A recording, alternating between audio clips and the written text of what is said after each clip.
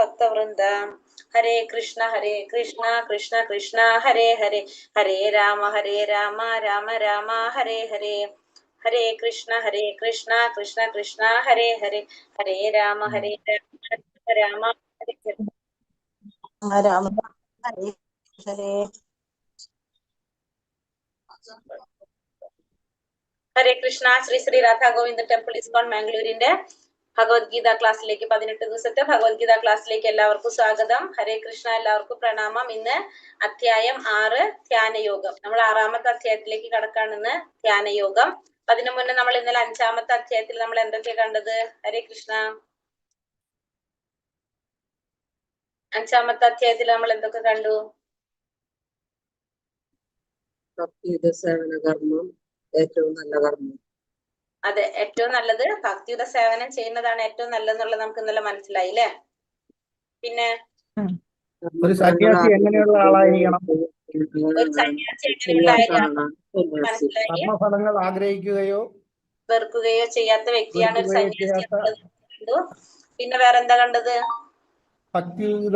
ആസക്തി കൂടാതെ ഫലത്തെ ഭഗവാനെ സമർപ്പിച്ചുകൊണ്ട് തന്റെ കർത്തവ്യങ്ങൾ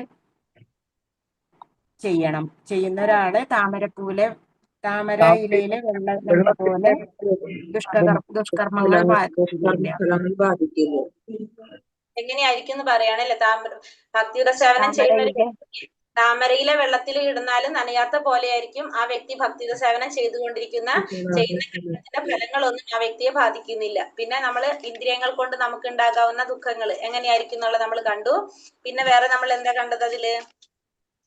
പിന്നെ ശ്ലോകം 29ാമത്തെ ശ്ലോകം, ശാന്തി ശ്ലോകം നമ്മൾ കണ്ടു. എന്താണ് ശാന്തി ശ്ലോകത്തില്? ഭഗവാനെ തത്വത്തിൽ മനസ്സിലാക്കണം. എങ്ങനെയാണ് മനസ്സിലാക്കേണ്ടതെന്നുള്ളത് നമ്മൾ ആ ശ്ലോകത്തിൽ കണ്ടു. എങ്ങനെയാണ്? ഭഗവാനാണ് പരമാധികാരി. അതായത് ഭോക്താരം യജ്ഞ തപസാം എല്ലാ യജ്ഞങ്ങളുടെയും ദേവന്മാരുടെയും സകല ലോകങ്ങളുടെയും ഭഗവാനാണ്. പരമാധികാരി പരമായി സുഹൃത്ത് അഭ്യുദയകാംക്ഷിയാണ്. അങ്ങനെ ആയിരിക്കണം നമ്മൾ ഭഗവാനെ കുറിച്ച് മനസ്സിലാക്കേണ്ടത് അല്ലെ? അതാണ് നമ്മൾ ഇന്നലെ 5ാമത്തെ അധ്യായത്തിൽ കണ്ടത്. ഇന്ന് 6ാമത്തെ അധ്യായം ധ്യാനയോഗം. 6ാമത്തെ അധ്യായം ധ്യാനയോഗം എന്ന് പറയാണ്. ധ്യാനയോഗത്തിൽ എങ്ങനെയാണ്? ധ്യാനാണ് അല്ലെ? ധ്യാനിക്കലാണ്. അപ്പൊ നമ്മൾ ധ്യാനിച്ച് സാക്ഷാത്കാരം നേടുന്നത് ഭഗവാന്റെ ഏത് ഭാവത്തിലാണ്? ഏത് ഭാവത്തിലാണ്? നമ്മൾ 3 പരമസത്യത്തിന്റെ 3 ഭാവങ്ങൾ കണ്ടിരുന്നു. ഏതൊക്കെയാണ്? ബ്രഹ്മം, ബ്രഹ്മാവ്, പരമാത്മാവ്, ഭഗവാൻ. ബ്രഹ്മാവല്ല, ആത്മാവ്,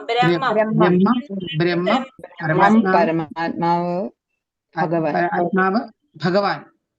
ബ്രഹ്മവും ബ്രഹ്മാവും തമ്മിലുള്ള വ്യത്യാസം എന്താണ്?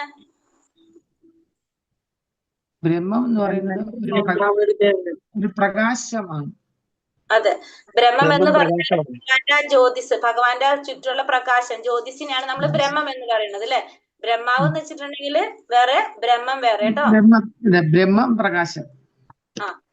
അപ്പൊ അതാണ് നമ്മൾ പറഞ്ഞത്. അപ്പൊ അതില് പരമാത്മാ രൂപത്തിലിരിക്കുന്ന ഭഗവാന് ധ്യാനത്തിലൂടെ നമുക്ക് സാക്ഷാത്കരിക്കാനായിട്ട് നമുക്ക് സാധിക്കും, ധ്യാനത്തിലൂടെ. അപ്പൊ ഈ അധ്യായത്തിൽ 6ാമത്തെ അധ്യായത്തിൽ അഷ്ടാംഗയോഗയെ കുറിച്ചാണ് പറയുന്നത്.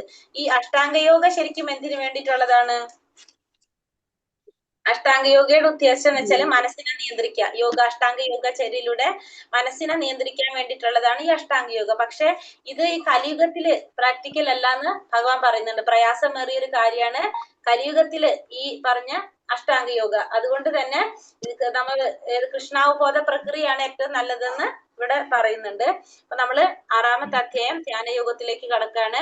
ഭഗവത്ഗീതയുടെ ഒരു അധ്യായം പാരായണം ചെയ്യുന്ന ഒരു മർത്യന്റെ 32 തരത്തിലുള്ള അപരാധങ്ങളെ ഭഗവാൻ കേശവൻ പൊറുക്കുന്നു. അപ്പൊ ഭഗവത്ഗീതയുടെ ഒരു അധ്യായം പാരായണം ചെയ്യുന്ന ഒരു മർത്യന്റെ 32 തരത്തിലുള്ള അപരാധങ്ങളാണ് ഭഗവാൻ കേശവൻ പൊറുക്കുന്നതെന്ന് ഹരിഭക്തി വിലാസം 6:222 പറയുന്നുണ്ട്. 1ാമത്തെ ശ്ലോകത്തിലേക്ക് കടക്കാം. ഹരേ കൃഷ്ണ. ഓം നമോ ഭഗവതേ വാസുദേവായ. ശ്രീ ഭഗവാനുവാച അനാശ്രിത കർമ്മഫലം കാര്യം കർമ്മ കരോത്യഃ സ സന്യാസി സ യോഗി ച നിരഗ്നിർന ചാക്രിയഃ. ശ്രീ ഭഗവാൻ പറഞ്ഞു, കർമ്മത്തിന്റെ ഫലത്തിൽ ആസക്തിയില്ലാതെ ധാർമ്മിക ബാധ്യത എന്ന നിലയിൽ കർമ്മം ചെയ്യുന്ന ആളാണ് സന്യാസി. അയാളാണ് യഥാർത്ഥ യോഗിയും, അല്ലാതെ അഗ്നിഹോത്രം ഉപേക്ഷിച്ചവനോ കടമ നിർവഹിക്കാത്തവനോ അല്ല. അപ്പൊ ഭഗവാൻ എന്താ പറഞ്ഞത്? കർമ്മത്തിന്റെ ഫലത്തിൽ ആസക്തിയില്ലാതെ ധാർമ്മിക ബാധ്യത എന്ന നിലയിൽ കർമ്മം ചെയ്യുന്ന ആളാണ് സന്യാസി. അപ്പൊ ഒരു സന്യാസി എന്ന് പറഞ്ഞാൽ എങ്ങനെയുള്ള ആളാണ്? കർമ്മത്തിന്റെ ഫലത്തിൽ ആസക്തിയില്ലാതെ ധാർമ്മികമായിട്ടുള്ള ഒരു ബാധ്യതയാണത്, നമ്മള് ഒരു ധർമ്മമാണ് എന്ന് ചിന്തിച്ചുകൊണ്ട് കർമ്മം ചെയ്യുന്ന വ്യക്തി ആയിരിക്കും ആര്? സന്യാസി. അല്ലാതെ അയാളാണ് യഥാർത്ഥ യോഗിയും. അല്ലാതെ അഗ്നിഹോത്രം ഉപേക്ഷിച്ചവനോ കടമ നിർവഹിക്കാത്തവനെ നമുക്ക് എന്ത് പറയാൻ സാധിക്കില്ല? സന്യാസി എന്ന് പറയാനായിട്ട് സാധിക്കില്ല. അഗ്നിഹോത്രം ഉപേക്ഷിക്കാന്ന് വെച്ചാൽ എന്താണ്? കുറെ നമ്മള് യജ്ഞങ്ങളും ഹോമങ്ങളും ഒക്കെ ചെയ്യില്ലേ സന്യാസിമാര്? അതൊക്കെ നമ്മൾ ഡെയിലി ചെയ്തു വരുന്ന കാര്യങ്ങൾ, അതൊക്കെ ഉപേക്ഷിക്കുക, കടമകൾ ഉപേക്ഷിക്കുക, അങ്ങനെയൊക്കെ ചെയ്യുന്നവനെ നമുക്ക് എന്ത് പറയാൻ സാധിക്കില്ല? സന്യാസി എന്ന് പറയാനായിട്ട് സാധിക്കില്ല. ഫലത്തിൽ ആസക്തി ഇല്ലാതെ, കർമ്മത്തിന്റെ ഫലത്തിൽ ആസക്തി ഇല്ലാതെ ധാർമ്മികമായിട്ടുള്ള ഒരു ബാധ്യത എന്ന നിലയിൽ കർമ്മം ചെയ്യുന്ന വ്യക്തിയാണ് ആര്?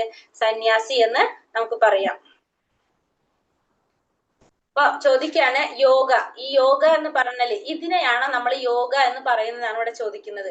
ഇതിനെ നമുക്ക് യോഗ എന്ന് പറയാൻ സാധിക്കോ? ഈ ഒരു പിക്ചർ കണ്ടിട്ട്. പിന്നെ അതേപോലെ തന്നെ ഇവിടെ തല മണ്ണിൽ കുഴിച്ചിട്ടിരിക്കുക അല്ലെ, ഈ ചെയ്യുന്നതിനൊക്കെ നമുക്ക് യോഗ എന്ന് പറയാനായിട്ട് സാധിക്കോ എന്നാണ് ഇവിടെ ചോദിക്കുന്നത്. ഈ തല മണ്ണിൽ കുഴിച്ചിട്ട് ചെയ്യുന്നത്, പിന്നെ അതേപോലെ തന്നെ ഇത്തരത്തിലുള്ള പ്രവർത്തനങ്ങൾ, ഈ പ്രകടനങ്ങളിലെ ശരീരത്തിനെ നമ്മള് യോഗയുടെ അഭ്യാസമാണ്.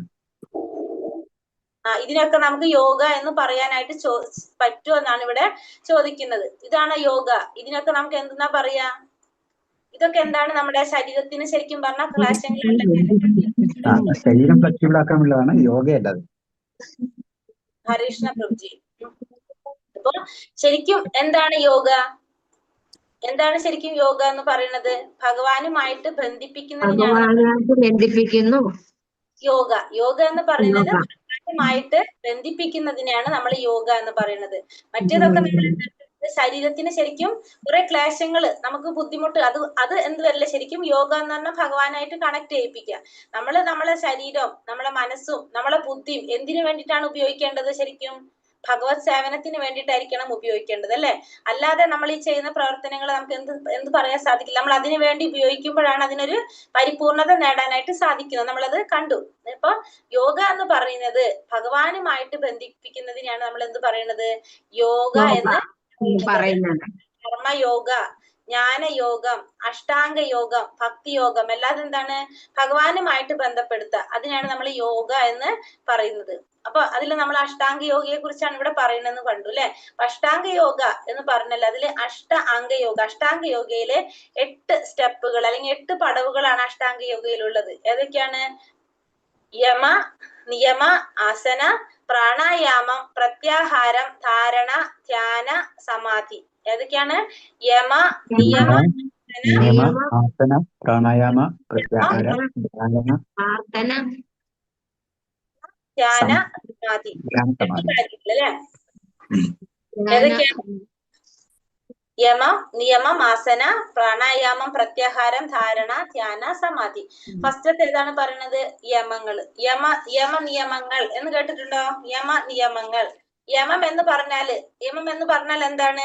നമ്മൾ അനുസരിക്കേണ്ടതായിട്ടുള്ള ശീലങ്ങളെയാണ് നമ്മൾ എന്ത് പറയുന്നത്? യമം എന്ന് പറയുന്നത്. നമ്മൾ അനുസരിക്കേണ്ടതായിട്ടുള്ള ചില ശീലങ്ങൾ അല്ലെങ്കിൽ നല്ല നമുക്ക് നിയന്ത്രിക്കേണ്ടതായിട്ടുള്ളത്, അങ്ങനത്തെ ഒക്കെ കാര്യങ്ങളെ നമ്മൾ എന്ത് പറയാം? യമങ്ങൾ എന്ന് പറയാനായിട്ട് സാധിക്കും. നമ്മൾ അനുസരിക്കേണ്ടതായിട്ടുള്ള കാര്യങ്ങളാണ് യമം എന്ന് പറയുന്നത്.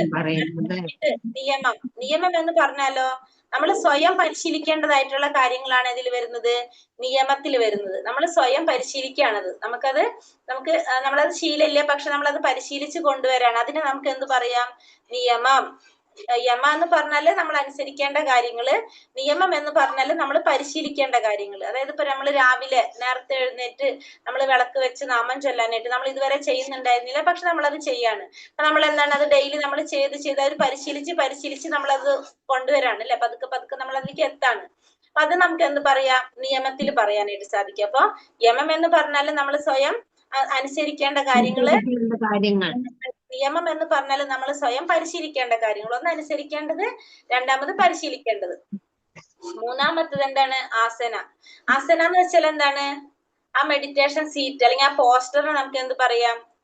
ആസന എന്ന് പറയാനായിട്ട് സാധിക്കും. ആ ഇരിക്കുന്ന ഒരു പൊസിഷൻ, സ്ഥാനത്ത് മെഡിറ്റേഷൻ സീറ്റ് അല്ലെങ്കിൽ പോസ്റ്റർ, അതിനെ നമുക്ക് ആസന എന്ന് പറയാനായിട്ട് സാധിക്കും. നാലാമത്തതാണ് പ്രാണായാമം. പ്രാണായാമം എന്ന് വെച്ചാൽ എന്താണ്? ശ്വാസം കൺട്രോൾ ചെയ്യുക, ശ്വാസം നിയന്ത്രിക്കുക. ബ്രെത്ത് കൺട്രോളിനാണ് നമ്മൾ എന്ത് പറയുന്നത്? പ്രാണായാമം എന്ന് പറയുന്നത്, ശ്വാസത്തെ നിയന്ത്രിക്കുന്നത്. അപ്പൊ ഒന്നാമത്തത് യമം, രണ്ടാമത്തത് നിയമം, മൂന്നാമത്തത് ആസന, നാലാമത്തത് പ്രത്യാഹാരം, പ്രാണായാമം. നാലാമത്തത് പ്രാണായാമം. അപ്പൊ യമം എന്ന് പറഞ്ഞാൽ നമ്മൾ അനുസരിക്കേണ്ട കാര്യങ്ങള്, നിയമം എന്ന് പറഞ്ഞാൽ നമ്മൾ സ്വയം പരിശീലിക്കേണ്ട കാര്യങ്ങള്, ആസന എന്ന് പറഞ്ഞാല് ആ ഒരു മെഡിറ്റേഷൻ സീറ്റ്, ആ ഒരു പോസ്റ്റർ നമുക്ക് പറയാം. പ്രാണായാമം എന്ന് പറഞ്ഞാല് നമ്മളെ ശ്വാസത്തെ നിയന്ത്രിക്കുക, ബ്രെത്ത് കൺട്രോൾ നമുക്ക് എന്ത് പറയാം? പ്രാണായാമം എന്ന് പറയാം. 4 കാര്യങ്ങൾ: യമ, നിയമ, ആസന, പ്രാണായാമ. അഞ്ചാമത്തത് പ്രത്യാഹാരം. പ്രത്യാഹാരം എന്ന് പറഞ്ഞാൽ എന്താണ്? വിഡ്രോവൽ ഓഫ് സെൻസ്, ഇന്ദ്രിയങ്ങളെ നിയന്ത്രിക്കുക, ഇന്ദ്രിയ വിഷയങ്ങളിൽ നിന്ന് പിന്മാറ്റുക, അല്ലെങ്കിൽ ഇന്ദ്രിയങ്ങളെ നിയന്ത്രിക്കുന്നതിനാണ് നമ്മൾ എന്ത് പറയുന്നത്? പ്രത്യാഹാരം എന്ന് പറയുന്നത്. വിളിച്ചിട്ട് വരാം. പ്രത്യാഹാരം എന്ന് പറഞ്ഞാല് ഇന്ദ്രിയങ്ങളെ നിയന്ത്രിക്കുന്നതിനാണ് പ്രത്യാഹാരം എന്ന് പറയുന്നത്. അടുത്തത് ധാരണ എന്ന് വെച്ചാൽ എന്താണ്? കോൺസെൻട്രേഷൻ, നമ്മളെ ശ്രദ്ധ, കോൺസെൻട്രേഷൻ ആണ് എന്ത് പറയുന്നത്? ധാരണ എന്ന് പറയുന്നത്. ധ്യാനം എന്ന് പറഞ്ഞാല്,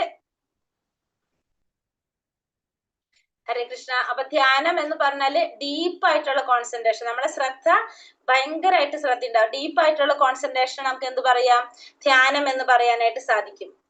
സമാധി എന്ന് പറഞ്ഞാലോ, സമാധി എന്ന് പറഞ്ഞാല് നമ്മള് കണ്ണടച്ചാലും കണ്ണ് തുറന്നാലും നമ്മൾ ധ്യാനിക്കുന്നത് ഭഗവാന്റെ ഏത് രൂപത്തെയാണോ നമ്മൾ ആ രൂപത്തെ കാണുന്ന ഒരു അവസ്ഥ, അതായത് പരമാനന്ദത്തിൽ എത്തിയ ഒരു അവസ്ഥ. അതിനാണ് നമ്മൾ എന്ത് പറയുന്നത്? സമാധി എന്ന് പറയുന്നത്. നമ്മൾ ആ ഒരു പരമാനന്ദത്തിൽ എത്തിക്കഴിഞ്ഞാലുള്ള ഒരു അവസ്ഥ. ആ ഒരു അവസ്ഥയിൽ എത്തിക്കഴിഞ്ഞാൽ നമുക്ക് പിന്നെ എന്തുണ്ടാവുന്നില്ല? നമുക്ക് അതീന്ദ്രിയമായ ഒരു സുഖമാണ് നമ്മൾ അവിടെ അനുഭവിക്കുന്നത്. നമുക്ക് പിന്നെ ഒന്നിനെ കുറിച്ചും ചിന്തയില്ല. ആ ഒരു അവസ്ഥയാണ് സമാധി എന്ന് പറയുന്നത്. അപ്പൊ യമ, നിയമ, ആസന, പ്രാണായാമം, പ്രത്യാഹാരം, ധാരണ, ധ്യാന, സമാധി, ഇതാണ് അഷ്ടാംഗ യോഗയുടെ 8 പടവുകൾ പറയുന്നത്. ഏതൊക്കെയാണ് അഷ്ടാംഗയുടെ 8 പടവുകള്? ഫസ്റ്റത്തെ യമം, നമ്മള് അനുസരിക്കേണ്ട കാര്യങ്ങള്; നിയമം, നമ്മള് ശീലിക്കേണ്ട കാര്യങ്ങള്; ആസന എന്ന് വെച്ചാല് മെഡിറ്റേഷൻ സീറ്റ്, പോസ്റ്റർ; പ്രാണായാമം എന്ന് പറഞ്ഞാല് ബ്രത്ത് കൺട്രോൾ ചെയ്യാൻ; പ്രത്യാഹാരം എന്ന് പറഞ്ഞാല് ഇന്ദ്രിയങ്ങളെ നിയന്ത്രിക്കുന്നു, ഇന്ദ്രിയങ്ങളെ നിയന്ത്രിക്കുക, പ്രത്യാഹാരം ഇന്ദ്രിയങ്ങളെ നിയന്ത്രിക്കുക; ധാരണ എന്ന് വെച്ചിട്ടുണ്ടെങ്കിൽ നമ്മുടെ ശ്രദ്ധ, കോൺസെൻട്രേഷൻ; ധ്യാനം എന്ന് വെച്ചിട്ടുണ്ടെങ്കിലോ അതീവമായിട്ടുള്ള ശ്രദ്ധ, അതായത് കോൺസെൻട്രേഷൻ; സമാധി എന്ന് പറഞ്ഞാല് ആ സമാധിയിൽ ഇരിക്കുന്ന ഒരു അവസ്ഥ, അല്ലെ, സമാധി പൊസിഷൻ. അതായത് നമ്മൾ ആ എത്തി കഴിഞ്ഞാല് നമുക്ക് കണ്ണടച്ചാലും കണ്ണ് തുറന്നാലും ആരെ കാണുള്ളൂ? ചുറ്റും ഭഗവാനെ ദർശിക്കാനായിട്ട് സാധിക്കുള്ളൂ. അതീന്ദ്രിയ ആനന്ദം അനുഭവിക്കുന്ന ഒരവസ്ഥ, അതാണ് സമാധി എന്ന് പറയുന്നത്. ഇതാണ് അഷ്ടാംഗ യോഗയുടെ 8 പടവുകൾ പറയുന്നത്. മനസ്സിലായത്? മനസ്സിലായി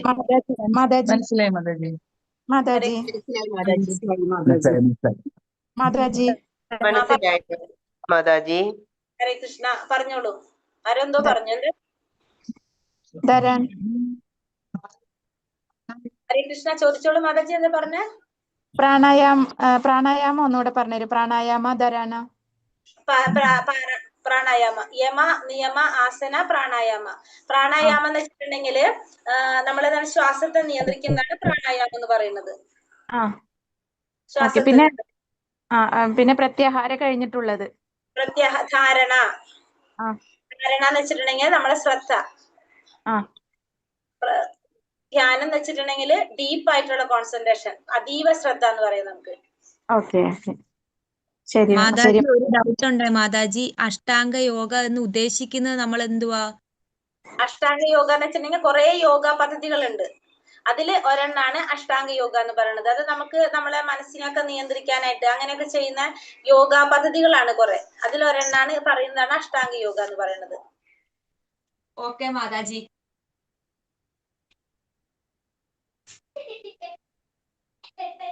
നമ്മൾ പറഞ്ഞു ഈ അഷ്ടാംഗ യോഗയുടെ ഉദ്ദേശം എന്താണ്? മനസ്സിനെ നിയന്ത്രിക്കാൻ വേണ്ടിയിട്ടുള്ളതാണ് അല്ലെ. അപ്പൊ ഇവിടെ ഭഗവാൻ അടുത്ത് എന്താ പറയണത്? ഉത്തരേതാത്മനാത്മാനം ആത്മാനമവസാദയേത് ആത്മൈവാഹ്യാത്മബന്ധു ആത്മൈവാഹ്യാത്മനോ ബന്ധുരാത്മൈവാ ത്രിപുരാത്മനഃ.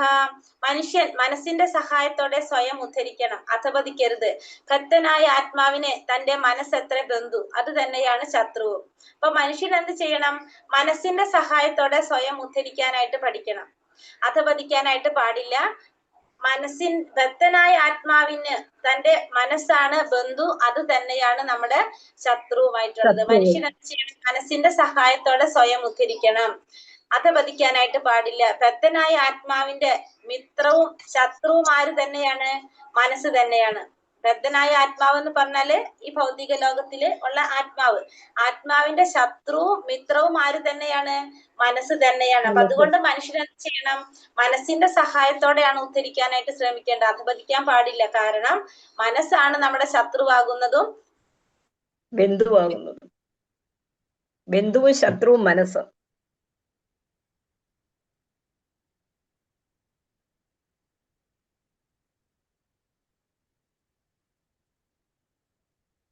മാതാജി നെറ്റ് കിട്ടുന്നില്ല മാതാജി. ഹരേ കൃഷ്ണ, എനിക്ക് തോന്നുന്നു നെറ്റ് പ്രോബ്ലം ഉണ്ട് തോന്നുന്നു. കേട്ടിരുന്നോ നിങ്ങൾ ഞാൻ പറഞ്ഞത്?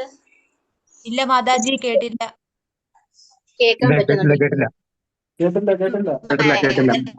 കേൾക്കാൻ പറ്റുന്നുണ്ട്.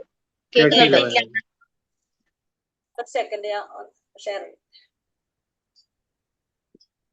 ഇപ്പൊ കേൾക്കാം. ഇപ്പൊ കേൾക്കുന്നുണ്ട്. ഇപ്പം കേൾക്കാം മാതാജി. ഞാൻ വീഡിയോ ഓഫ് ചെയ്തിട്ടുണ്ട്. നെറ്റിന്റെ പ്രോബ്ലം ഉണ്ട് തോന്നുന്നുണ്ട്, കാരണം അത് പെട്ടെന്ന് കട്ട് ചെയ്ത് അതുകൊണ്ടായിരിക്കും. ഇപ്പൊ ക്ലിയർ ആണോന്ന് പറയട്ടെ. ഇപ്പൊ വീഡിയോ ഓഫ് ചെയ്യുന്നുണ്ട്, അപ്പൊ ഇത്തിരി കൂടി ക്ലിയർ ആവാൻ സാധ്യതയുണ്ട്. ക്ലിയർ ആണ്. മാതാജി ഓക്കെ, ഞാൻ മ്യൂട്ട് ചെയ്യുന്നുണ്ട്. നമുക്ക് ക്ലാസ്സിലേക്ക് പോകാം. അപ്പൊ നമ്മൾ പറഞ്ഞ ഒരു മനുഷ്യൻ എന്ത് ചെയ്യണം? മനസ്സിന്റെ സഹായത്തോടെ സ്വയം ഉദ്ധരിക്കണം, അധപതിക്കാൻ പാടില്ല. കാരണം ഭക്തനായ ആത്മാവിന്റെ ബന്ധുവും ശത്രുവും ആര് തന്നെയാണ്? മനസ്സ് തന്നെയാണ് ബന്ധുവായിരിക്കുന്നതും ശത്രുവായിരിക്കുന്നത്. അപ്പൊ നമ്മൾ ആ മനസ്സിനെ നമ്മൾ എന്ത് ചെയ്യണം? ശരിക്കും നിയന്ത്രിക്കാനായിട്ട് നമുക്ക് സാധിക്കണം. അപ്പോഴാണ് നമുക്ക് എന്ത് സാധിക്കുന്നത്? നമുക്കത് മനസ്സിന്റെ സഹായത്തോടെ ഉദ്ധരിക്കാനായിട്ട് ശ്രമിക്കണം. നമ്മള് സ്വയം ഉദ്ധരിക്കണം. അല്ലെങ്കിൽ നമ്മളെ ശത്രു മിത്രവുമായിരിക്കുന്നത് മനസ്സാണ്.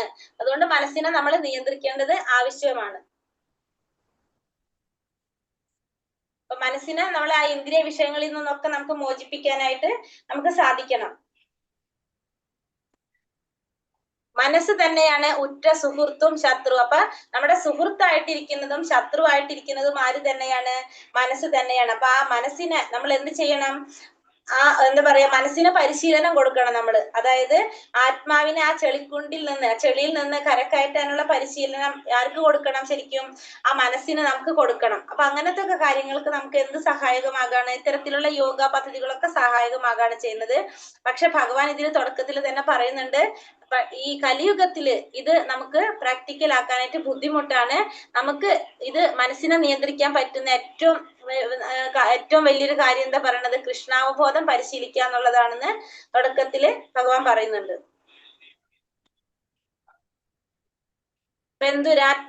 ബന്ധുരാത്മനാസ്തസ്യ യേനാത്മൈവാത്മനാ ചിതഃ അനാത്മനസ്തു ശത്രുത്തെ വർത്തേദാത്മൈവ ശത്രുവത്. മനസ്സിനെ ജയിച്ചവന് മനസ്സു തന്നെയാണ് ഉറ്റ സുഹൃത്ത്, അതിന് കഴിയാത്തവനാകട്ടെ മനസ്സ് പരമശത്രുവുമായിരിക്കും. അപ്പൊ മനസ്സിനെ ജയിച്ചവന് മനസ്സ് ഉറ്റ സുഹൃത്താണ്, അതിന് കഴിയാത്തവന് മനസ്സ് പരമശത്രുവുമായിരിക്കും. അപ്പൊ മനസ്സിനെ ജയിച്ചു കഴിഞ്ഞാൽ മനസ്സ് നമ്മുടെ ഉറ്റ സുഹൃത്തായിട്ട് മാറും. അതിന് കഴിഞ്ഞില്ലെങ്കിലോ മനസ്സ് നമ്മുടെ ശത്രുവുമായിരിക്കും എന്ന് പറയണം. അപ്പൊ മനസ്സിനെ ജയിച്ചു കഴിഞ്ഞാൽ ആ മനസ്സ് നമ്മുടെ സുഹൃത്തായിട്ടിരിക്കും. അതിന് കഴിഞ്ഞില്ലെങ്കിൽ മനസ്സ് നമ്മുടെ ശത്രുവായിരിക്കും. അപ്പൊ നമ്മുടെ മനസ്സിനെ ജയിക്കാൻ കഴിഞ്ഞാൽ നമുക്ക് കുഴപ്പമില്ല. അതല്ല, മനസ്സിനെ ജയിക്കാൻ കഴിഞ്ഞില്ലെങ്കിൽ എന്താ പ്രശ്നം?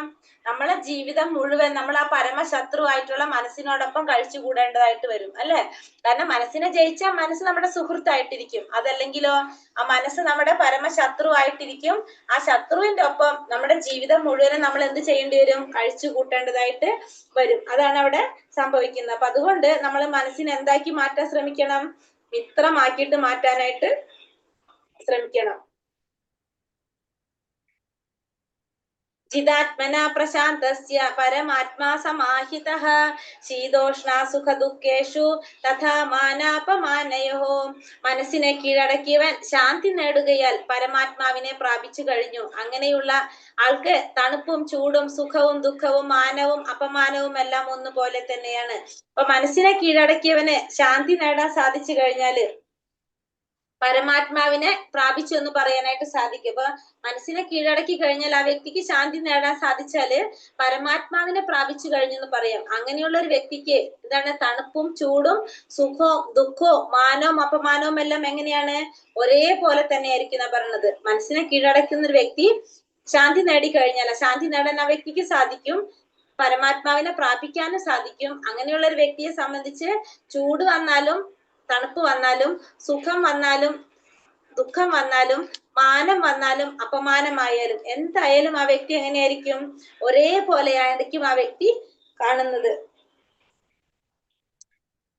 ജ്ഞാന വിജ്ഞാന തൃപ്താത്മാ കുടസ്ഥോ വിജിതേന്ദ്രിയഃ യുക്ത ഇത്യുച്യതേ യോഗി സമാലോഷ്ടാശ്മ കാഞ്ചനഃ. ജ്ഞാനം കൊണ്ടും സാക്ഷാത്കാരം കൊണ്ടും തികച്ചും സംതൃപ്തനായ ഒരാളെ ആത്മസാക്ഷാത്കാരനിഷ്ഠനായ യോഗി എന്ന് പറയാം. ആത്മസംയമിയായ അയാൾ അഭൗതികതയിൽ സ്ഥിതി ചെയ്യുന്നു. അയാളുടെ ദൃഷ്ടിയിൽ കല്ലും മണ്ണും സ്വർണവും ഒന്നുപോലെ തന്നെയാണ്. കൂടെ എന്ന് പറഞ്ഞത് ജ്ഞാനം കൊണ്ടും സാക്ഷാത്കാരം കൊണ്ടും തികച്ചും സംതൃപ്തനായ ഒരാളെ ആത്മസാക്ഷാത്കാരനിഷ്ഠനായ യോഗി എന്ന് പറയാനായിട്ട് സാധിക്കും. അപ്പൊ ഒരു വ്യക്തിയെ യോഗി, ആത്മസാക്ഷാത്കാരം നേടിയ യോഗി എന്ന് പറയുന്നത് എങ്ങനെയാണ്? ജ്ഞാനം കൊണ്ടും സാക്ഷാത്കാരം കൊണ്ടും സംതൃപ്തനായ വ്യക്തി. ആ വ്യക്തിക്ക് ഭഗവാനെ കുറിച്ചുള്ള ഒരു ജ്ഞാനം ആ വ്യക്തി നേടിയിട്ടുണ്ട്. മാത്രമല്ല സാക്ഷാത്കാരം നേടാനും ആ വ്യക്തിക്ക് കഴിഞ്ഞിട്ടുണ്ടെങ്കിൽ ആ വ്യക്തിയെ നമുക്ക് എന്ത് പറയാം? ആത്മസാക്ഷാത്കാരനിഷ്ഠനായ യോഗി എന്ന് പറയാനായിട്ട് സാധിക്കും. ആത്മസംയമിയായ അയാൾ അഭൗതികതയിൽ സ്ഥിതി ചെയ്യുന്നു. ആ വ്യക്തി എവിടെയാണ് സ്ഥിതി ചെയ്യുന്നത്? അഭൗതികതയിൽ, അതായത് ഭൗതിക ലോകത്തിലല്ല, ഭൗതികതയിൽ നിന്ന് മാറ്റം വന്ന വ്യക്തിക്ക് ആ വ്യക്തി അഭൗതികതയിലാണ് സ്ഥിതി ചെയ്യുന്നത്. അയാളുടെ ദൃഷ്ടിയിൽ, അങ്ങനെയുള്ള വ്യക്തിയുടെ ദൃഷ്ടി, അതായത് ഭൗതികമായതിൽ നിന്ന് അയാൾക്ക് മാറ്റം വന്നു. അപ്പൊ അയാളുടെ ദൃഷ്ടിയിൽ എങ്ങനെയാണ്? കല്ലും മണ്ണും സ്വർണവും ഒക്കെ ഒരുപോലെ ആയിരിക്കും ആ വ്യക്തിക്ക് കാണാനായിട്ട് സാധിക്കുന്നത്. കാരണം ജ്ഞാനം കൊണ്ടും സാക്ഷാത്കാരം കൊണ്ടും സംതൃപ്തനായ ഒരു വ്യക്തി ആത്മസാക്ഷാത്കാരം നേടിക്കഴിഞ്ഞ വ്യക്തിയാണ്. ആത്മസാക്ഷാത്കാരം നേടിക്കഴിഞ്ഞ വ്യക്തി എവിടെയാണ് സ്ഥിതി ചെയ്യുന്നത്? ആത്മീയതയിലാണ് സ്ഥിതി ചെയ്യുന്നത്. ഭൗതികതയിലല്ല, ആത്മീയതയിലാണ് സ്ഥിതി ചെയ്യുന്നത്. അതുകൊണ്ട് തന്നെ അയാളുടെ ദൃഷ്ടിയിൽ കല്ലും മണ്ണും സ്വർണമെല്ലാം ഒരേപോലെയായിരിക്കും കാണുന്നത്. കൃഷ്ണാവബോധത്തിന്റെ ശാസ്ത്രമാണ് ഭഗവത്ഗീത. ലൗകിക പാണ്ഡിത്യം കൊണ്ട് ആർക്കും കൃഷ്ണാവബോധം ഉദിക്കില്ല. അത് വിശുദ്ധ പ്രജ്ഞനായ ഒരാളുമായി സഹവസിക്കാനുള്ള ഭാഗ്യം ഉണ്ടാകണം. കൃഷ്ണന്റെ കരുണ മൂലം ജ്ഞാനത്തെ സാക്ഷാത്കരിച്ച ആളാണ് കൃഷ്ണാവബോധമാർന്ന ഭക്തൻ. ശുദ്ധ ഭക്തിപൂർവകമായ സേവനത്താൽ സംതൃപ്തനാണ് അയാൾ. ജ്ഞാന സാക്ഷാത്കാരം ഒരാളെ പൂർണ്ണതയിലെത്തിക്കുന്നു. അപ്പൊ കൃഷ്ണാവബോധത്തിന്റെ ശാസ്ത്രമാണ് എന്ത്? ഭഗവത്ഗീത എന്ന് പറയുന്നത് കൃഷ്ണാവബോധത്തിന്റെ ശാസ്ത്രമാണ്. ലൗകിക പാണ്ഡിത്യം കൊണ്ട് ആർക്കും കൃഷ്ണാവബോധം ഉദിക്കില്ല. അപ്പൊ ലൗകികമായ പാണ്ഡിത്യം കൊണ്ട് ഒരാൾക്കും എന്തുണ്ടാവില്ല? കൃഷ്ണാവബോധം ഉദിക്കില്ല. അതിന് വിശുദ്ധ പ്രജ്ഞനായിട്ടുള്ള ഒരാളുമായിട്ട് സഹവസിക്കാനുള്ള ഭാഗ്യം ഉണ്ടാകണം. അപ്പൊ വിശുദ്ധ പ്രജ്ഞനായിട്ടുള്ള ഒരു വ്യക്തിയുമായിട്ട് സഹവസിക്കാനുള്ള, അതായത് ഭക്തന്മാരുമായിട്ട്, ശുദ്ധ ഭക്തന്മാരുമായിട്ട് സഹവസിക്കാനുള്ള ഒരു ഭാഗ്യം ഉണ്ടായാൽ മാത്രമാണ് നമുക്ക് എന്ത് കിട്ടുന്നത്? കൃഷ്ണാവബോധം ഉദിക്കുന്നത്. കൃഷ്ണന്റെ കരുണ മൂലം ജ്ഞാനത്തെ സാക്ഷാത്കരിച്ച ആളാണ് കൃഷ്ണാവബോധമാർന്ന ഭക്തൻ. അപ്പൊ കൃഷ്ണന്റെ കരുണ മൂലം ജ്ഞാനത്തെ സാക്ഷാത്കരിച്ച ആ വ്യക്തിയെ നമുക്ക് എന്ത് പറയാം?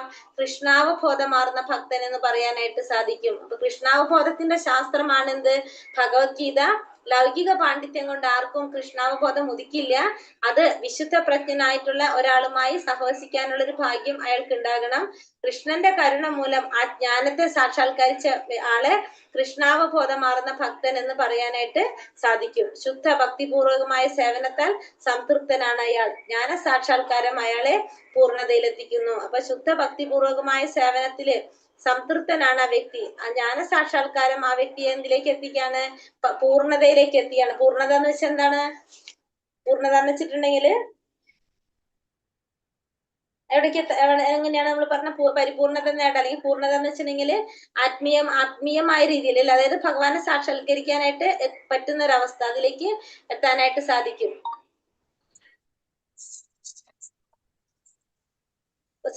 ഭക്തിരസാമൃത സിന്ധു 1-2-234 ഇത് പറഞ്ഞിരിക്കുന്ന ഒരു ശ്ലോകമാണ്.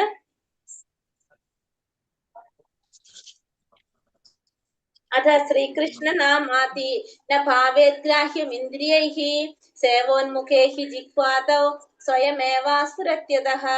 ഭൗതിക മാലിന്യം പൂണ്ട ഇന്ദ്രിയങ്ങളാൽ ശ്രീകൃഷ്ണന്റെ നാമം, രൂപം, ഗുണം, ലീലകൾ എന്നിവകളുടെ സ്വഭാവം ആർക്കും ഗ്രഹിക്കാനാവില്ല. ഭഗവത് സേവനം കൊണ്ട് പരിപൂരിതനാകുമ്പോൾ മാത്രമേ അയാൾക്ക് കൃഷ്ണന്റെ അതീന്ദ്രിയ ലീലകളെയും നാമം, രൂപം, ഗുണം ഇത്യാദികളെയും അറിയാൻ കഴിയൂ.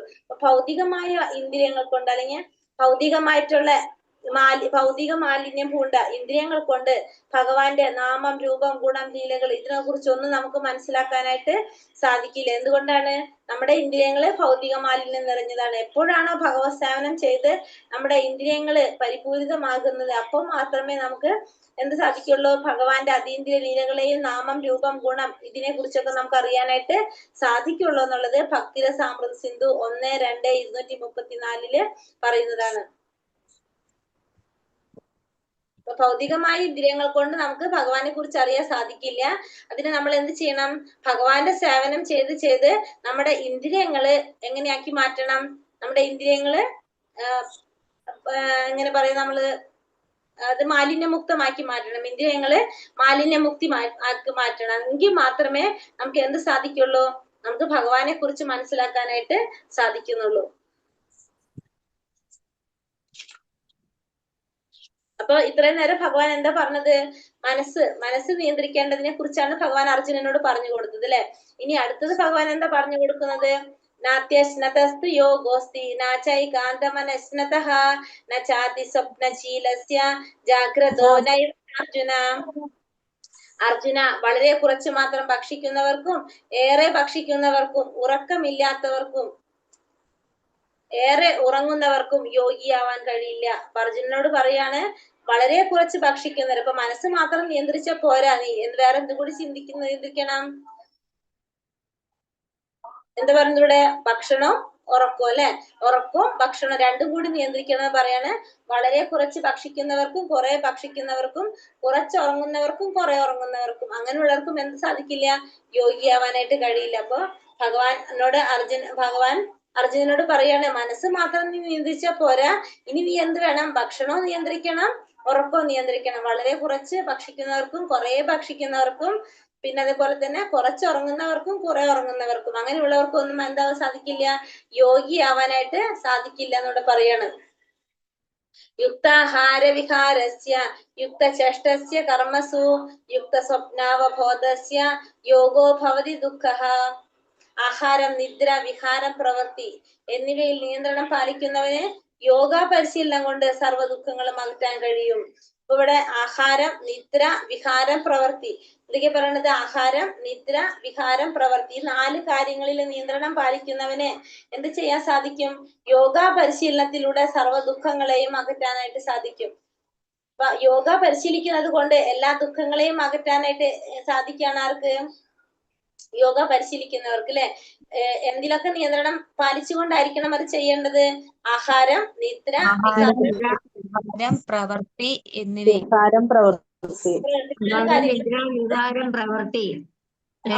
നിയന്ത്രിക്കണം. ആഹാരം, നിദ്ര, വികാരം, പ്രവൃത്തി. അപ്പൊ എന്തൊക്കെ നിയന്ത്രിക്കാൻ പറഞ്ഞത്? ആഹാരം, നിദ്ര, വിഹാരം, പ്രവൃത്തി ഈ 4 കാര്യങ്ങൾ നിയന്ത്രിച്ചുകൊണ്ട് യോഗ പരിശീലനം കൊണ്ട് നമുക്ക് എന്ത് ചെയ്യാൻ സാധിക്കും? സർവ്വ ദുഃഖങ്ങളെയും അകറ്റാനായിട്ട് നമുക്ക് സാധിക്കും. യോമാം പശ്യതി സർവത്ര സർവം ചാമയി പശ്യതി തസ്യാഹം ന പ്രണശ്യാമി സച്ചാമേന പ്രണശ്യതി. എവിടെയും ഞാൻ കുടികൊള്ളുന്നതായും എല്ലാം എന്നിൽ അടങ്ങുന്നതായും കാണുന്നവന് ഞാൻ ഒരിക്കലും നഷ്ടപ്പെടുകയില്ല, എനിക്ക് അവനും നഷ്ടപ്പെട്ടു പോവില്ല. അപ്പൊ എവിടെയും ഞാൻ കുടികൊള്ളുന്നതായിട്ടും എല്ലാവരും ഞാൻ കുടികൊള്ളുന്നതായും എല്ലാം എന്നിൽ അടങ്ങുന്നതായും കാണുന്നവന് ഞാൻ ഒരിക്കലും നഷ്ടപ്പെടുന്നില്ല, എനിക്ക് അവനും നഷ്ടപ്പെട്ടു പോകുന്നില്ല. അപ്പൊ എവിടെ ഞാനുണ്ട്, എല്ലാവരും ഞാൻ കുടികൊള്ളുന്നുണ്ട്, എല്ലാം എന്നിൽ അടങ്ങുന്നുണ്ട് എന്ന് കാണുന്നവന്, എന്ന് മനസ്സിലാക്കുന്നവന് ഒരിക്കലും ഞാൻ നഷ്ടപ്പെടുന്നില്ല, എനിക്ക് അവനും നഷ്ടപ്പെടുന്നില്ല എന്നോട് പറഞ്ഞു. അപ്പൊ എല്ലാവരും ഭഗവാനുണ്ട് ഈ പ്രപഞ്ചത്തില്, എന്താണ് ഭഗവാൻ നിറഞ്ഞു നിൽക്കുകയാണെങ്കിൽ അത് മനസ്സിലാക്കുന്നവന്, എല്ലാവരും ഭഗവാനുണ്ട്, എല്ലാറ്റിലും ഭഗവാനുണ്ട് എന്ന് മനസ്സിലാക്കാൻ സാധിക്കുന്നവൻ ഒരിക്കലും ഭഗവാനെ നഷ്ടപ്പെടുന്നില്ല, ആ വ്യക്തിക്ക് ഭഗവാനെ നഷ്ടപ്പെടുന്നില്ല, ഭഗവാൻ ആ വ്യക്തി നഷ്ടപ്പെട്ടു പോകുന്നില്ല. അപ്പൊ ഒരിക്കലും ഭഗവാനെ നഷ്ടപ്പെടുന്നില്ല, ഭഗവാൻ ആ വ്യക്തിക്കും നഷ്ടപ്പെടുന്നില്ല എന്ന് പറഞ്ഞ അങ്ങനെയുള്ളവർക്കാണ് എല്ലാവരും ഭഗവാനുണ്ട്, എല്ലാറ്റിലും ഭഗവാനുണ്ട് എന്ന് മനസ്സിലാക്കാൻ സാധിക്കുന്നവന്. കൃഷ്ണാവബോധം ഉദിച്ച ഒരു വ്യക്തി ഭഗവാനെ എവിടെയും ദർശിക്കുന്നു, എല്ലാം കൃഷ്ണനിൽ അധിവസിക്കുന്നു എന്ന് കാണുന്നു. അങ്ങനെയുള്ള ഒരു വ്യക്തി ഭൗതിക പ്രകൃതിയുടെ ആവിഷ്കാരങ്ങളെയെല്ലാം കൃഷ്ണ ശക്തിയുടേതാണെന്ന് മനസ്സിലാക്കുന്നു. അതിനാൽ അവ ഓരോന്നും കാണുമ്പോഴും അയാൾ കൃഷ്ണനെ കുറിച്ച് ബോധവാനാണ്. അപ്പൊ കൃഷ്ണാവബോധം ഉദിച്ച ഒരു വ്യക്തി ഭഗവാനെ എവിടെയും ദർശിക്കും, എല്ലാം കൃഷ്ണനിൽ അധിവസിക്കുന്നു എന്ന് കാണുന്നു. അങ്ങനെയുള്ള ഒരു വ്യക്തി ഭൗതിക പ്രകൃതിയുടെ ആവിഷ്കാരങ്ങളെയെല്ലാം കൃഷ്ണ ശക്തിയുടേതാണെന്ന് മനസ്സിലാക്കും. അതിനാൽ അവ ഓരോന്ന് കാണുമ്പോഴും അയാൾ കൃഷ്ണനെ കുറിച്ച് ബോധവാനാണ്. അപ്പോ കൃഷ്ണാവബോധം ഉദിച്ച ഒരു വ്യക്തി എന്താണ്, ഭഗവാൻ എവിടെയും കാണാനായിട്ട് ആ വ്യക്തിക്ക് സാധിക്കും, എല്ലാം കൃഷ്ണനിൽ അധിവസിക്കുന്നു എന്ന് മനസ്സിലാക്കാനായിട്ട് സാധിക്കും, ഭൗതിക പ്രകൃതിയുടെ ആവിഷ്കാരങ്ങളെയെല്ലാം ഭഗവാന്റെ ശക്തിയുടേതാണെന്ന് മനസ്സിലാക്കാൻ ആ വ്യക്തിക്ക് സാധിക്കും. അതുകൊണ്ട് തന്നെ ഓരോന്ന് കാണുമ്പോഴും അയാൾ കൃഷ്ണനെ കുറിച്ച് ബോധവാനാണ്. അപ്പൊ അതില് ഓരോന്ന് കാണുമ്പോഴും അയാൾ എന്താണ്, ഭഗവാനെ കുറിച്ച്, കൃഷ്ണനെ കുറിച്ച് ആ വ്യക്തി ബോധവാനാണ്.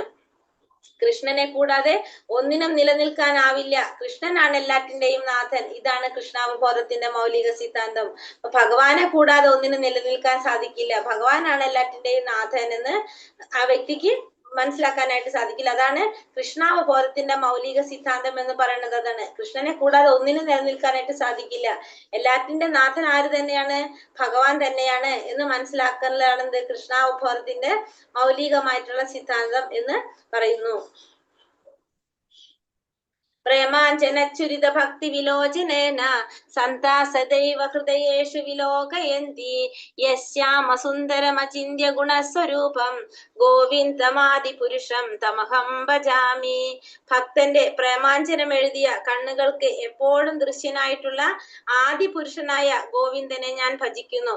ഭക്ത ഹൃദയത്തിലത്രേ തന്റെ ശാശ്വതമായ ശ്യാമസുന്ദര രൂപത്തിൽ അവിടുന്ന് വാഴുന്നത്. അപ്പൊ ഭക്തന്റെ പ്രേമാഞ്ജനം എഴുതിയ കണ്ണുകൾക്ക് എപ്പോഴും ദൃശ്യനായിട്ടുള്ള ആദി പുരുഷനായ ഗോവിന്ദനെ ഞാൻ ഭജിക്കുന്നു. അപ്പൊ എങ്ങനെ പറഞ്ഞത്, ഭക്തന്റെ പ്രേമാഞ്ജനം കൊണ്ട്, അല്ലെ, പ്രേമത്തിന്റെ അഞ്ജനം കൊണ്ട് കണ്ണുകൾ എഴുതിയിട്ടുള്ള എപ്പോഴും ദൃശ്യനായിട്ടുള്ള കണ്ണുകൾക്ക്, എഴുതിയ കണ്ണുകൾക്ക് എപ്പോഴും ദൃശ്യനായിട്ടുള്ള ഗോവിന്ദനെ ഞാൻ ഭജിക്കുന്നു. അപ്പൊ ഭക്തന്റെ എങ്ങനെയാണ്, പ്രേമത്തിന്റെ അഞ്ജനം കൊണ്ട് കണ്ണുകൾ, എന്താ പറയാ, പ്രേമത്തിന്റെ അഞ്ജനം എഴുതിയ കണ്ണുകൾക്ക് എപ്പോഴും ദൃശ്യനായിട്ടുള്ള ആദി പുരുഷനായിട്ടുള്ള ഗോവിന്ദനെ ഞാൻ ഭജിക്കുന്നു.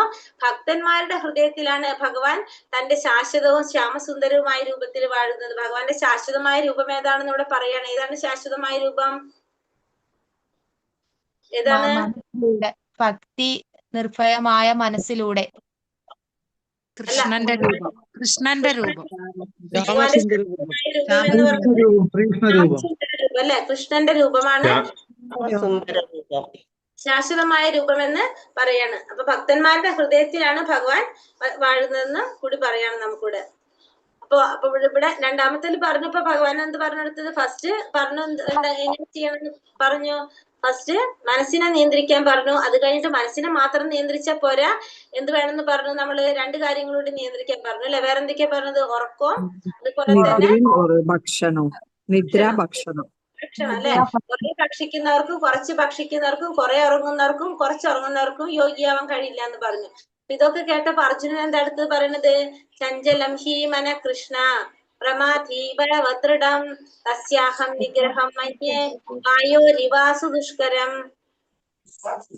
എന്താ പറഞ്ഞ? ചഞ്ചലം ഹി മന കൃഷ്ണ, കൃഷ്ണനോട് പറയാണ് മനസ്സ് ചഞ്ചലമാണ്, വഴങ്ങാത്തതും ബലമേറിയതുമാണ് കൃഷ്ണ, അതിനെ നിയന്ത്രിക്കാൻ കാറ്റിനെ പിടിച്ചു നിർത്തുന്നതിനേക്കാൾ പ്രയാസമാണെന്ന് എനിക്ക് തോന്നുന്നു. അപ്പോ മനസ്സെന്ന് പറയുന്നത് ചഞ്ചലമായിട്ടുള്ളതാണ്, പ്രക്ഷുബ്ധമായിട്ടുള്ളതാണ്, വഴങ്ങാത്തതാണ്, ബലമേറിയതാണ്. 4 കാര്യങ്ങൾ പറഞ്ഞു അർജുനൻ. ചഞ്ചലമാണ്, പ്രക്ഷുബ്ധമാണ്, വഴങ്ങാത്തതാണ്, ബലമേറിയതാണ്. അതുകൊണ്ട് അതിനെ പിടിച്ചു നിർത്താനായിട്ട് കാറ്റിനെ പിടിച്ചു നിർത്തുന്നതിനേക്കാൾ പ്രയാസമുണ്ട് എന്ന് എനിക്ക് തോന്നുന്നു. അപ്പൊ ഈ മനസ്സിനെ പിടിച്ചു നിർത്താന്ന് പറയുന്നത് കാറ്റിനെ പിടിച്ചു നിർത്തുന്നതിനേക്കാൾ പ്രയാസമുണ്ടെന്നാണ് അർജുനന് തോന്നുന്നത് പറയണം. അത്രയും ബുദ്ധിമുട്ടാണ് മനസ്സിനെ പിടിച്ചു നിർത്താനായിട്ട് ഇവിടെ അർജുനൻ ഭഗവാനോട് പറയണം. ആരാണ് ഈ പറയുന്നത്? അർജുനൻ അല്ലെ. അർജുനൻ എങ്ങനെയുള്ള വ്യക്തിയാണ്? അർജുനൻ വില്ലാളി വീരനാണ്. അതുപോലെ തന്നെ നമുക്കറിയാം ദ്രോണാചാര്യരുടെ ഓരോ പരീക്ഷണങ്ങള്. ആ പക്ഷിയുടെ എന്തിലേക്കാണ് അമ്പ് ചെയ്യാനായിട്ട് പറഞ്ഞത്? കണ്ണ് അല്ലെ. ആ കണ്ണിലേക്ക് അമ്പ് ചെയ്യാനായിട്ട് പറഞ്ഞിട്ട് ഒരു വൃക്ഷത്തുമ്മല ആ പക്ഷിനെ കെട്ടിടുമ്പോ എല്ലാവരും എന്താണ്? വൃക്ഷം കണ്ടു, വൃക്ഷത്തിന്റെ കൊമ്പ് കണ്ടു, ഇലകൾ കണ്ടു, ഒക്കെ കണ്ടു. അർജുനൻ മാത്രം എന്താണ്? ഗുരു പറഞ്ഞായൊരു ഫോക്കസ് എവിടെയാണോ ഗുരു പറഞ്ഞത് അത് മാത്രമാണ് അർജുനൻ കാണുന്നത്. ആ പക്ഷിയുടെ കണ്ണ് മാത്രമാണ് അർജുനൻ കാണുന്നത്. അത്രയും ദൃഢനിശ്ചയമുള്ള ഒരു വ്യക്തിയാണ് ആര്? അർജുന. ആ അർജുനനാണ് ഇവിടെ പറയുന്നത്. അതുപോലെ തന്നെ ദ്രൗപദി സ്വയംവരത്തിന്റെ സമയത്ത് എന്താണ് മുകളില് ആരെയാണ്? മത്സ്യത്തിനെ കെട്ടിയിട്ടിരിക്കുകയാണ്. അത് കറങ്ങിക്കൊണ്ടിരിക്കുകയാണ്. ആ മത്സ്യത്തിന് താഴെ വെള്ളത്തിന്റെ പ്രതിബിംബം അത് നോക്കിയിട്ട് എന്ത് ചെയ്യാണ്? അവിടെ അമ്പ് ചെയ്യാണ്. അപ്പൊ അത്രയും ശ്രദ്ധയോട് കൂടി ചെയ്യുന്ന ഒരു വ്യക്തിയാണ് അർജുനൻ. ദൃഢനിശ്ചയത്തോടു കൂടി ചെയ്യുന്ന വ്യക്തി. ആ അർജുനനാണ് ഈ പറയുന്നത് മനസ്സിനെ പിടിച്ചു നിർത്താനായിട്ട് വളരെ ബുദ്ധിമുട്ടാണെന്ന്. അപ്പൊ ഭഗവാൻ എന്താ പറയുന്നത് ഇവിടെ?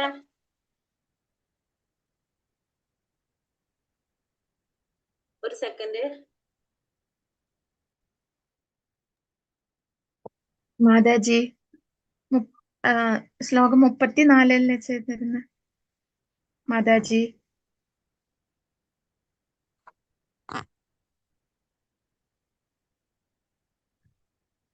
മാതാജി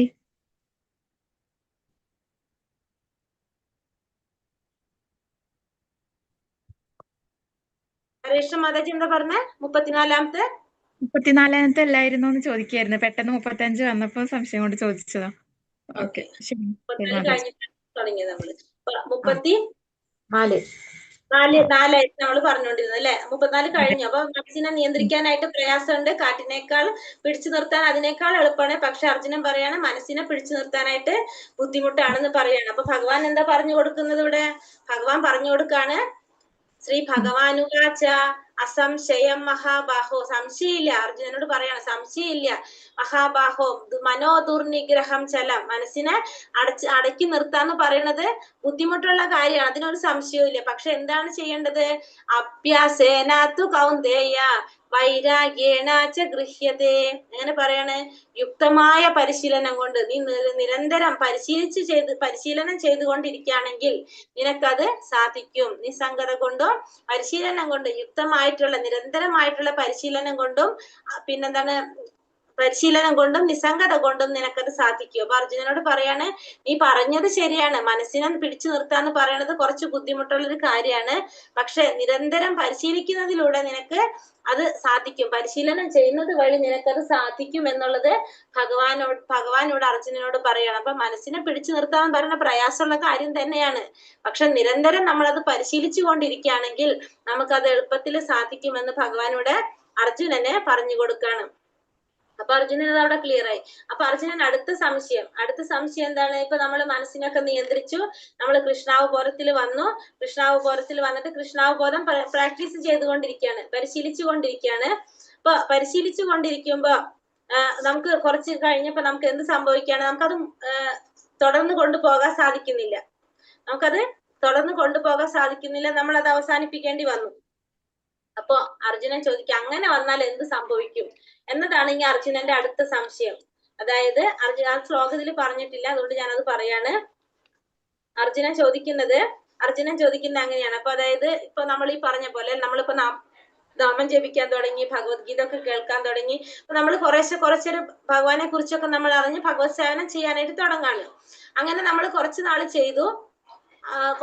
ചെയ്തു കഴിഞ്ഞപ്പോ നമുക്ക് എന്ത് സംഭവിക്കാണ്? നമുക്കത് നമ്മളെ വീട്ടിലെ സാഹചര്യം കൊണ്ടോ നമുക്ക് എന്തെങ്കിലും ബുദ്ധിമുട്ടുകൾ കൊണ്ടോ അല്ലെങ്കിൽ നമ്മൾക്ക് താല്പര്യമില്ലാണ്ടോ നമ്മളത് നിർത്തി അതോടെ വെച്ച് സ്റ്റോപ്പ് ചെയ്തു. പിന്നെ നമ്മൾ ഒന്നും ചെയ്യുന്നില്ല.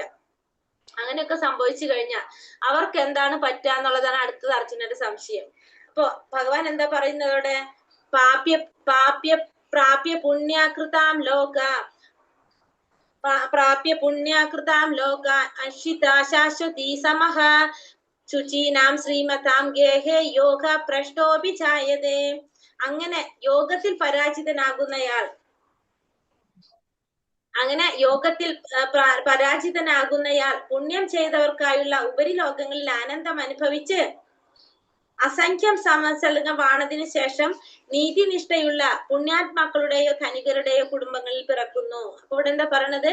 അങ്ങനെ ശരി, ഇപ്പൊ നീ പറഞ്ഞ പോലെ കുറെ നാള് നാമൊക്കെ ജപിച്ചു, അതല്ലെങ്കിൽ ഭഗവത് സേവനങ്ങളൊക്കെ ചെയ്തു, അതായത് ഭഗവത്ഗീത ഒക്കെ വായിക്കുന്നു, ഭാഗവതം കേൾക്കുന്നു, അങ്ങനത്തെ കാര്യങ്ങളൊക്കെ ചെയ്തു. അത് കഴിഞ്ഞിട്ട് അവർക്കത് തുടർന്ന് കൊണ്ടുപോകാൻ സാധിക്കില്ല. അതായത് അതിൽ പരാജയപ്പെട്ടു, യോഗത്തില് ഭഗവാനുമായിട്ട് ബന്ധപ്പെടുന്നതില് പരാജയം സംഭവിച്ചു. അങ്ങനെയുള്ളവർക്ക് എന്താ സംഭവിക്കുന്നത്? അങ്ങനെ അവർക്ക് എന്താ സംഭവിക്കുന്നത് വെച്ചാല് അവര് പുണ്യം ചെയ്തവർക്കായുള്ള ഉപരിലോകങ്ങളിൽ ആനന്ദം അനുഭവിച്ചുകൊണ്ട് അസംഖ്യം സംവത്സരങ്ങൾ വാണതിന് ശേഷം. അപ്പൊ നമ്മൾ ഈ ചെയ്യുന്നതൊക്കെ എന്താണ്? പുണ്യങ്ങളാണ് നമ്മൾ ഈ ചെയ്യുന്നത്. ഇപ്പൊ നാമം ജപിക്കുന്നതും നമ്മള് ഭഗവാനെ കുറിച്ച് നമ്മൾ കേൾക്കുമ്പോ നമ്മൾ ഭഗവാനെ ബുദ്ധി കൊണ്ട് ആരാധിക്കുകയാണ് ഇവിടെ ചെയ്യുന്നത്. അപ്പൊ നമ്മള് ഭഗവത്ഗീത കേൾക്കാണ്, നമ്മൾ നാമം ജപിക്കാണ്, അതുപോലെ തന്നെ ഭഗവാനെ കുറിച്ചുള്ള കാര്യങ്ങളൊക്കെ നമ്മൾ അന്വേഷിക്കുകയാണ്, നമ്മൾ പഠിക്കുകയാണ്, നമ്മൾ നോക്കുകയാണ്. അപ്പൊ അതൊക്കെ നമ്മൾ ചെയ്യുന്നത് പുണ്യപ്രവർത്തനങ്ങളാണ്. നമ്മൾ ചെയ്യുന്ന കർമ്മം നല്ല കർമ്മമാണ് നമ്മൾ അവിടെ ചെയ്തുകൊണ്ട് പോകുന്നത്. അങ്ങനെ ചെയ്തുകൊണ്ട് പോകുമ്പോ നമുക്ക് എന്താണ് സംഭവിക്കുക? നമുക്ക് ആ പുണ്യം അനുഭവിക്കണം. ആ പുണ്യം അനുഭവിക്കാനായിട്ട് നമുക്ക് ഈ ഭൗതിക ലോകത്തില് എവിടെങ്കിലും പോയിട്ട് പുണ്യം അനുഭവിക്കണം. അപ്പൊ ആ പുണ്യലോകത്തിലേക്ക് പോകും നമ്മൾ പുണ്യം അനുഭവിക്കാനായിട്ട്. അതായത് ഉപരിലോകങ്ങളില് നമ്മുടെ ഭൂലോകം എത്രാമത്തെ ലോകാണ്? 7ാമത്തെ ലോകാണ് ഭൂലോകം. അതിന്റെ മുകളിലാണ് എന്ത് വരുന്നത്? മുകളിലേക്കാണ് ഉപരിലോകങ്ങൾ എന്ന് പറയും അല്ലെ, മുകളിലുള്ള ലോകങ്ങൾ ഉപരിലോകങ്ങള്. അതില് എത്രാമത്തെ? 4ാമത്തെ ലോകാണ്, 4ാമത്തെ 5ാമത്തെ ലോകാണ് ഏതാണ്? സ്വർഗലോകം. അപ്പൊ നമ്മൾ എന്ത് ചെയ്യാണ്? ആ സ്വർഗലോകത്തിൽ പോകും നമ്മൾ. ആ പുണ്യങ്ങൾ അനുഭവിക്കണമെങ്കിൽ എവിടേക്ക് പോകും? സ്വർഗത്തിൽ പോയിട്ട് ആ പുണ്യഫലങ്ങൾ അനുഭവിക്കും. അങ്ങനെ അനുഭവിച്ചതിന് ശേഷം കുറെ ജന്മങ്ങള് നമ്മൾ അവിടെ എങ്ങനെയായിട്ട് നിൽക്കും? നമ്മൾ അവിടെ പുണ്യഫലങ്ങൾ അനുഭവിക്കും. അതിനുശേഷം നമ്മൾ വീണ്ടും ഈ ഭൗതിക ലോകത്തിൽ ജന്മം എടുക്കേണ്ടതായിട്ട് വരും. ഭൗതിക ലോകത്തില് ഭൂമിയിൽ വന്ന് ജന്മം എടുക്കും. ആ ഭൂമിയിൽ ജന്മം എടുക്കുമ്പോൾ എങ്ങനെയുള്ള കുടുംബത്താണ് ജനിക്കുന്നത്? ധർമ്മബോധമുള്ളത്, അല്ലെങ്കിൽ ശ്രേഷ്ഠരായിട്ടുള്ള കുടുംബങ്ങള്, അല്ലെങ്കിൽ പിന്നെ അതുപോലെ തന്നെ ധനികരുടെ, പുണ്യാത്മാക്കളുടെ കുടുംബങ്ങള്, വൈഷ്ണവരുടെ കുടുംബങ്ങളില്, അങ്ങനെയുള്ള കുടുംബങ്ങളിലായിരിക്കും നമ്മൾ വന്ന് ജന്മം എടുക്കുന്നത്. അപ്പൊ അവർക്ക് എന്താണ്? അവർക്ക് എളുപ്പത്തിൽ തന്നെ ആ ഭക്തി ഭഗവാനെ കുറിച്ച് പ്രാക്ടീസ് ചെയ്ത് അവർക്ക് സാക്ഷാത്കാരത്തിനുള്ള അവസരം കിട്ടും, അവർക്ക് ഉയരാനായിട്ട് സാധിക്കും. അപ്പൊ നമ്മള് ചെയ്ത കർമ്മത്തിന്റെ ഫലമായിട്ടാണ് നമുക്ക് എന്ത് കിട്ടുന്നത്? ആ ഒരു ജന്മം നമുക്ക് കിട്ടുന്നത്. അപ്പൊ നമ്മൾ ചെയ്ത പുണ്യകർമ്മങ്ങൾ നമ്മൾ ചെയ്തു, അതിന്റെ ഫലം നമുക്ക് അനുഭവിക്കാൻ വേണ്ടി നമ്മൾ എന്താണ്? നമ്മൾ ഈ ഭൂമിയിൽ വന്നിട്ട് ജന്മം എടുക്കേണ്ടതായിട്ട് വരും. അപ്പൊ ആ ജന്മം എടുക്കുമ്പോ നമ്മൾ എങ്ങനത്തെ കുടുംബങ്ങളിലായിരിക്കും ജന്മം എടുക്കുന്നത് വരുന്നത്? പുണ്യാത്മാക്കളുടെ കുടുംബങ്ങളിലായിരിക്കും ജന്മം എടുക്കേണ്ടി വരുന്നത്. ഒന്നില്ലെങ്കിൽ ഒരു ധനികന്റെ കുടുംബത്തിൽ, അല്ലെങ്കിൽ വൈഷ്ണവ ബ്രാഹ്മണന്റെ കുടുംബത്തില്, അല്ലെങ്കിൽ ശ്രേഷ്ഠരായിട്ടുള്ള കുലശ്രേഷ്ഠരായിട്ടുള്ളവരുടെ കുടുംബത്തില്, ധനാഢ്യന്റെ കുടുംബത്തിലൊക്കെ വന്ന് നമ്മൾ ജന്മം എടുക്കാം. അങ്ങനെ ആ കുടുംബത്തിൽ ജന്മം എടുത്തുകൊണ്ട് നമുക്ക് എന്ത് ചെയ്യാൻ സാധിക്കും? ഭക്തി പ്രാക്ടീസ് ചെയ്യാനായിട്ട് സാധിക്കും. അപ്പൊ ആ ചെയ്യുന്നത് കൊണ്ട് നമുക്ക് എന്ത് സംഭവിക്കില്ല എന്ന് പറയുന്ന നമുക്ക് നഷ്ടം സംഭവിക്കുന്നില്ല. നമ്മളിപ്പോ ഒരു മാല ജപിച്ചെങ്കിൽ ആ ഒരു മാലയുടെ പുണ്യം നമ്മൾ അനുഭവിച്ചിരിക്കും എന്ന് ഭഗവാൻ ഇവിടെ അർജുനന് പറഞ്ഞു കൊടുക്കണം. അപ്പൊ നമ്മൾ എന്ത് ചെയ്താലും, ഭഗവാന് വേണ്ടി എന്ത് ചെയ്താലും നമുക്ക് അതൊന്നും നഷ്ടപ്പെടുന്നില്ല. നമ്മൾ ആ ചെയ്തതിന്റെ ഫലം നമ്മൾ അനുഭവിക്കും എന്നുള്ളതും കൂടി നമുക്കിവിടെ മനസ്സിലാക്കി തരാണ് ഈ ഒരു ശ്ലോകത്തിലൂടെ. അപ്പൊ ഇനി എന്നിട്ട് ഭഗവാൻ എന്താ പറയുന്നത്? ഇനി യോഗികളെ കുറിച്ച് പറയാണ്. ഇനി യോഗികളിൽ ഭഗവാൻ ഏറ്റവും പ്രിയപ്പെട്ടവരാരാണെന്ന് ഭഗവാൻ പറയാണ്. യോഗി നാമപി സർവേഷാം മദ്ഗതേനാന്തരാത്മന ശ്രദ്ധാവാൻ ഭജതേ യോമാം സമേ യുക്തതമോ മതഃ. പൂർണ്ണ വിശ്വാസത്തോടെ എല്ലായ്പ്പോഴും എന്നിൽ തന്നെ നിലകൊള്ളുകയും എന്നെ തന്നെ ധ്യാനിച്ചുകൊണ്ട് പ്രേമപൂർവ്വം എന്റെ ദിവ്യ സേവനത്തിൽ ചെയ്യുന്നവനാണ് എല്ലാ യോഗികളെയും വെച്ച് അത്യുത്തമ യോഗിയും എന്നോട് ദൃഢതമമായി യോഗത്തിൽ ബന്ധപ്പെട്ടിരിക്കുന്നവനും. ഇതാണ് എന്റെ അഭിപ്രായം. അപ്പൊ പൂർണ്ണ വിശ്വാസത്തോടെ എപ്പോഴും എന്നിൽ തന്നെ നിലകൊള്ളുക. അപ്പൊ ഭഗവാനെ തന്നെ മാതാജി ഇപ്പൊ പറഞ്ഞതൊന്ന് ക്ലിയർ ആക്കണം, എനിക്ക് മനസ്സിലായില്ല, ബ്രേക്ക് വന്നു. ഏതാണ് മനസ്സിലാവാഞ്ഞ മാതാജി? ഈ ശ്ലോകമാണോ? ഇതാണോ മനസ്സിലാവാഞ്ഞത്? ഇതിന് മുന്നത്താണ് മനസ്സിലാവാഞ്ഞത്? ഹരേ കൃഷ്ണ. മാതാജിയുടെ വോയിസ് എനിക്ക് കേൾക്കുന്നില്ല, ബ്രേക്ക് ആയി. എന്താ പറഞ്ഞത് മാതാജി?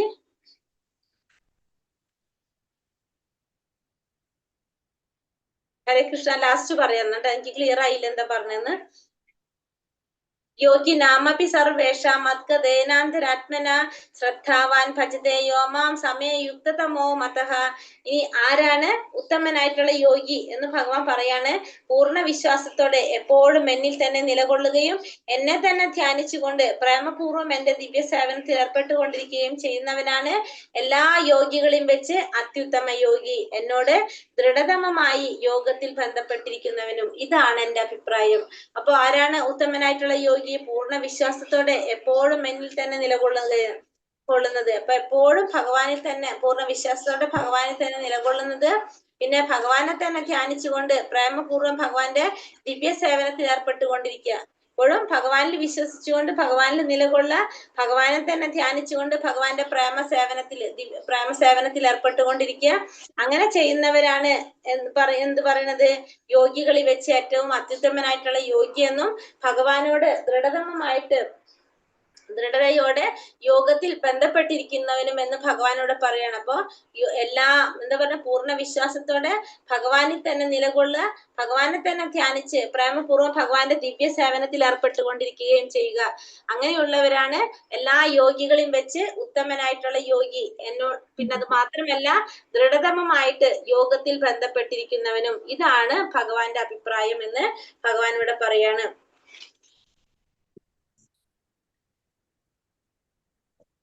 ഇതുവരെ പറഞ്ഞത് എല്ലാവർക്കും മനസ്സിലായോ? എന്തെങ്കിലും സംശയമുണ്ടോ? ഹരേ കൃഷ്ണ. എല്ലാവർക്കും ക്ലിയർ ആയി? മാതാജി മാതാജി കേറിയോ തിരിച്ച്? മാതാജി മനസ്സിലായി. ചോദിച്ച മാതാജിക്ക് മനസ്സിലായി? നേരത്തെ ഡൗട്ട് ചോദിച്ച മാതാജിക്ക് ക്ലിയർ ആയോ? മനസ്സിലായി. സെക്കൻഡ് പറഞ്ഞപ്പോ മനസ്സിലായി. അപ്പൊ നമ്മളിവിടെ എന്താ പറഞ്ഞ, അപ്പൊ യോഗികൾ വെച്ച് ഏറ്റവും ശ്രേഷ്ഠനായ യോഗിയെ കുറിച്ച് ഭഗവാൻ പറഞ്ഞു. അപ്പൊ അഥവാ ഇതൊക്കെ നമ്മൾ ചെയ്ത് നമ്മൾ അതിൽ പരാജയപ്പെട്ടു പോകുകയാണെങ്കിൽ നമുക്ക് എന്ത് സംഭവിക്കുന്നില്ല? നമുക്ക് നഷ്ടമൊന്നും സംഭവിക്കുന്നില്ല. അതേ സ്ഥാനത്ത് ഇപ്പൊ നമ്മൾ ഈ ഭൗതിക ലോകത്തിൽ നമ്മൾ പഠിച്ച് നമുക്കൊരു ക്വാളിഫിക്കേഷൻ കിട്ടി, ക്വാളിഫൈഡ് ആയി നമ്മൾ കുറെ. അപ്പൊ നമുക്ക് ആ സർട്ടിഫിക്കറ്റ് കൊണ്ട് നമുക്ക് മരണശേഷം നമുക്ക് ഉപയോഗിക്കാനായിട്ട് സാധിക്കുന്നുണ്ടോ? ഇല്ല, അല്ലെ? നമ്മൾ മരണപ്പെട്ടു പോയി കഴിഞ്ഞാൽ നമ്മളുടേതായിട്ടുള്ള എല്ലാതും അവിടെ കഴിഞ്ഞു. നമ്മളുടെ ആ ശരീരത്തിന് ലഭിച്ച പേരിലാണ് നമുക്ക് എന്ത് നടക്കുന്നത്? അത് മുഴുവനും കിട്ടുന്നത്. നമ്മുടെ ശരീരത്തിനാണ് ഇതൊക്കെ നടക്കുന്നുണ്ടായിരുന്നത്. നമ്മളിപ്പോ ഒരു ഡിഗ്രി പഠിച്ചു, നമുക്കൊരു സർട്ടിഫിക്കറ്റ് കിട്ടി. ആ സർട്ടിഫിക്കറ്റ് ഏത് പേരിലാ വരുന്നത്? നമ്മുടെ ശരീരത്തിന് നൽകിയിരിക്കുന്ന പേരിലാണ് ആ സർട്ടിഫിക്കറ്റ് വരുന്നത്, അല്ലെ? നമ്മുടെ പേരെന്താണോ ആ പേരിലാണ്. ഇപ്പൊ മണിഭൂഷിത എന്നാണെങ്കിൽ എന്താണ്? ആ മണിഭൂഷിത എന്നുള്ള പേരിലാണ് ആ സർട്ടിഫിക്കറ്റ്. ആ ശരീരത്തിന്റെ പേരാണത്, അല്ലെ? ആ ശരീരം നശിച്ചു പോയി കഴിഞ്ഞാൽ ആ സർട്ടിഫിക്കറ്റ് വേറെ ആർക്കെങ്കിലും ഉപയോഗിക്കാൻ സാധിക്കുമോ? ഇല്ല. പക്ഷെ നമ്മൾ ഈ ചെയ്യുന്ന കാര്യങ്ങൾ എന്താണ്? ഭഗവാന് ചെയ്യുന്ന സേവനങ്ങള് അത് ആരാണ് ചെയ്യുന്നത്? ആത്മാവാണ് ചെയ്യുന്നത്, അല്ലെ? അപ്പൊ ആ സേവനങ്ങൾ നമ്മൾ എന്താണ്? ആ ശരീരം നശിച്ചാലും ആത്മാവ് എന്താണ്? ആത്മാവിന് നാശം സംഭവിക്കുന്നില്ല. അത് അടുത്ത ശരീരത്തിലേക്ക് പോകാണ്. അത് അടുത്ത ശരീരത്തിൽ കയറിയിട്ട് എന്ത് ചെയ്യും? എവിടെ വരെ നിർത്തിയോ അവിടെ നിന്ന് കണ്ടിന്യൂ ചെയ്തുകൊണ്ടിരിക്കും. മാത്രമല്ല, ഇപ്പൊ അത് ചെയ്യാൻ സാധിച്ചില്ലെങ്കിൽ എന്താണ് പറയുന്നത്? അവിടെ എത്ര ചെയ്തു എന്നുള്ളത് ആത്മാവിന് അറിയല്ലേ? അപ്പൊ ആത്മാവിന് അടുത്ത ശരീരം കിട്ടുമ്പോ കിട്ടുന്നത് തന്നെ എങ്ങനെയായിരിക്കും? നല്ലൊരു ശരീരമായിരിക്കും കിട്ടുന്നത്. കാരണം ആ ഭക്തി പ്രാക്ടീസ് ചെയ്യാനായിട്ട് പറ്റാവുന്ന രീതിയിലുള്ള ശരീരമായിരിക്കും കിട്ടുന്നത്. അപ്പൊ ആ ശരീരത്തിൽ ഇരുന്നു കൊണ്ട് അത് വീണ്ടും പ്രാക്ടീസ് ചെയ്യാനായിട്ട് ആ വ്യക്തിക്ക് സാധിക്കുകയാണ് ചെയ്യുന്നത്.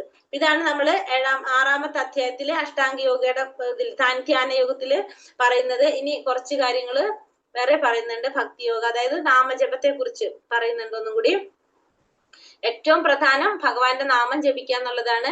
അപ്പൊ അതുകൊണ്ട് നാമജപം എന്ന് പറഞ്ഞാല് നാമജപത്തിലൂടെ നമ്മുടെ എല്ലാ ദുരിതങ്ങളും എല്ലാതും നമ്മളെ എരിച്ചു കളയാനായിട്ട് നാമജപത്തിന് കഴിയുന്ന പറയുന്നത്.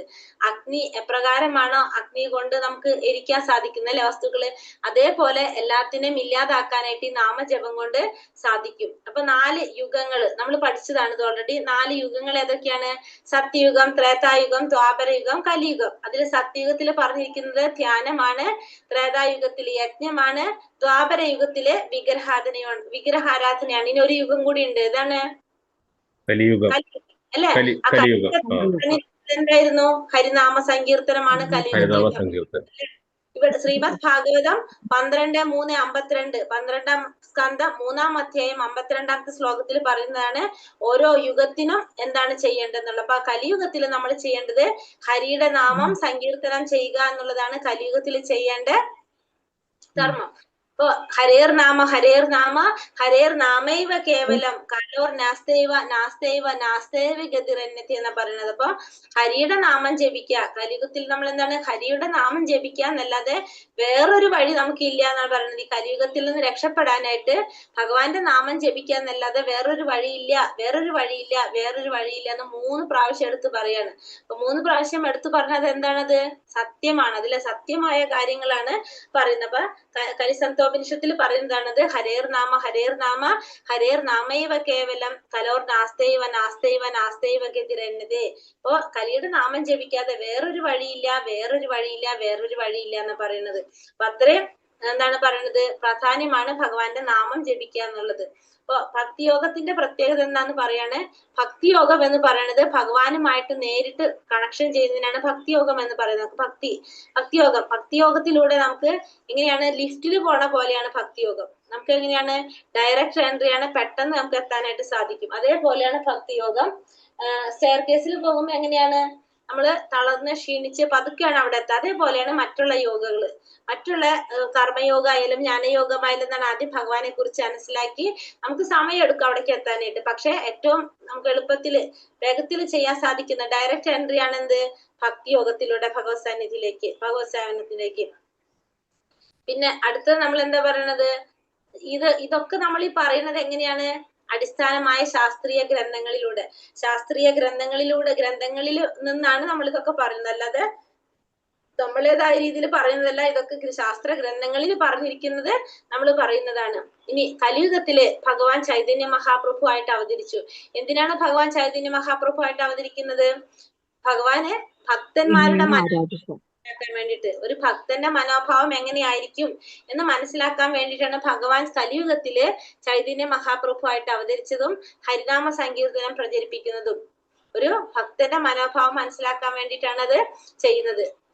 എങ്ങനെയാണ് ഒരു ഭക്തൻ ഭഗവാനെ സമീപിക്കേണ്ടത്, എങ്ങനെയാണ് ഒരു ഭക്തൻ ഭഗവാനെ സേവിക്കേണ്ടത് എന്നുള്ളതാണ് ഈ ഭഗവാൻ ചൈതന്യ മഹാപ്രഭു ആയിട്ട് അവതരിച്ചിട്ട് കാണിച്ചു തന്നിരിക്കുന്നത്. സ്വയം ഭഗവാൻ നമുക്ക് കാണിച്ചു തരാണ് ചെയ്യേണ്ടത്. ഇങ്ങനെയാണ് ചെയ്യേണ്ടത് എന്നുള്ളത് മനസ്സിലാക്കി തരാനാണ് ഭഗവാൻ ചൈതന്യ മഹാപ്രഭു ആയിട്ട് അവതരിക്കുന്നത്. എന്തായിരുന്നു ലക്ഷ്യം? നാമസങ്കീർത്തനം എല്ലാവരിലേക്കും എത്തിക്കുക എന്നുള്ളതായിരുന്നു ഭഗവാന്റെ അവതാര ഉദ്ദേശം.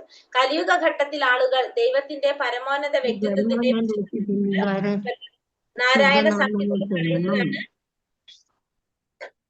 നാരായണ സംഹിതയിൽ പറയുന്നതാണ് കലിയുഗത്തില് ജനങ്ങൾ എന്ത് ചെയ്യണം? ഭഗവാന്റെ പരമോന്നത വ്യക്തിത്വത്തിന്റെ ശുദ്ധനാമങ്ങൾ ചൊല്ലണം എന്നുള്ളത് നാരായണ സംഹിതയിലും പറയുന്നുണ്ട്. എല്ലാ വേദ സാഹിത്യങ്ങളിലൂടെയും തിരഞ്ഞതിനു ശേഷവും ഹരേ കൃഷ്ണ മഹാമന്ത്രോച്ചാരണത്തെക്കാൾ ഈ കാലഘട്ടത്തിൽ ഗംഭീരമായ ഒരു രീതി കണ്ടെത്താൻ കഴിയില്ല. കലിസന്തോപനിഷത്തിൽ പറയുന്നതാണ് എല്ലാ വേദ സാഹിത്യങ്ങളും തിരഞ്ഞാലും ഹരേ കൃഷ്ണ മഹാമന്ത്ര ഉച്ചാരണത്തെക്കാൾ ഈ കാലഘട്ടത്തിലെ ഇതിനേക്കാൾ ശ്രേഷ്ഠമായിട്ടുള്ള ഒരു കാര്യം നമുക്ക് കാണാനായിട്ട് സാധിക്കില്ല. എന്റെ പ്രിയ രാജാവേ, കലിയുഗത്തിൽ തെറ്റുകൾ നിറഞ്ഞിട്ടുണ്ടെങ്കിലും ഈ പ്രായത്തെക്കുറിച്ച് ഒരു നല്ല ഗുണം ഇപ്പോൾ നിലനിൽക്കുന്നുണ്ട്. എന്താണ്? ഹരേ കൃഷ്ണ മഹാമന്ത്രം ചൊല്ലുന്നതിലൂടെ ഒരാൾക്ക് ഭൗതിക അടിമത്തത്തിൽ നിന്നും മുക്തനാകാനും അതീന്ദ്രിയ രാജ്യത്തിലേക്ക് ഉയർത്തപ്പെടാനും സാധിക്കും. അപ്പോ കലിയുഗം എന്ന് പറഞ്ഞത് തെറ്റുകൾ നിറഞ്ഞതാണ്. അപ്പൊ അതുകൊണ്ട് തന്നെ ഈ കലിയുഗത്തിൽ എന്ത് ചെയ്യാൻ സാധിക്കും? ഏറ്റവും നല്ലൊരു ഗുണമുള്ളത് എന്താണ്? ഹരേ കൃഷ്ണ മന്ത്രം ജപിക്കുക എന്നുള്ളതാണ്. അപ്പൊ ഹരേ കൃഷ്ണ മന്ത്രം ജപിക്കുന്നതിലൂടെ ഒരാൾക്ക് ഭൗതികമായ അസ്തിത്വത്തിൽ നിന്ന് അല്ലെങ്കിൽ അടിമത്തത്തിൽ നിന്ന് മുക്തനാകാനും അതീന്ദ്രിയ രാജ്യത്തിലേക്ക് ഉയരാനും സാധിക്കുമെന്ന് ഭാഗവതം 12:3:51 12-ാം സ്കന്ധം 3-ാം അധ്യായം 51-ാം ശ്ലോകത്തിൽ പറയുന്നുണ്ട്. ഭഗവത്ഗീത 25-ാമത്തെ ശ്ലോകത്തില് 10-ാമത്തെ അധ്യായം 25-ാമത്തെ ശ്ലോകത്തില് ഭഗവാൻ എന്ത് പറയുന്നുണ്ട്? ഭഗവാൻ പറയുന്നുണ്ട് യജ്ഞങ്ങളിൽ ഞാൻ തിരുനാമ ജപമാണെന്ന് ഭഗവാൻ പറയാണ്. യജ്ഞാനാം ജപയച്ചോസ്മി എന്നാണ് ഭഗവാൻ പറയുന്നത്.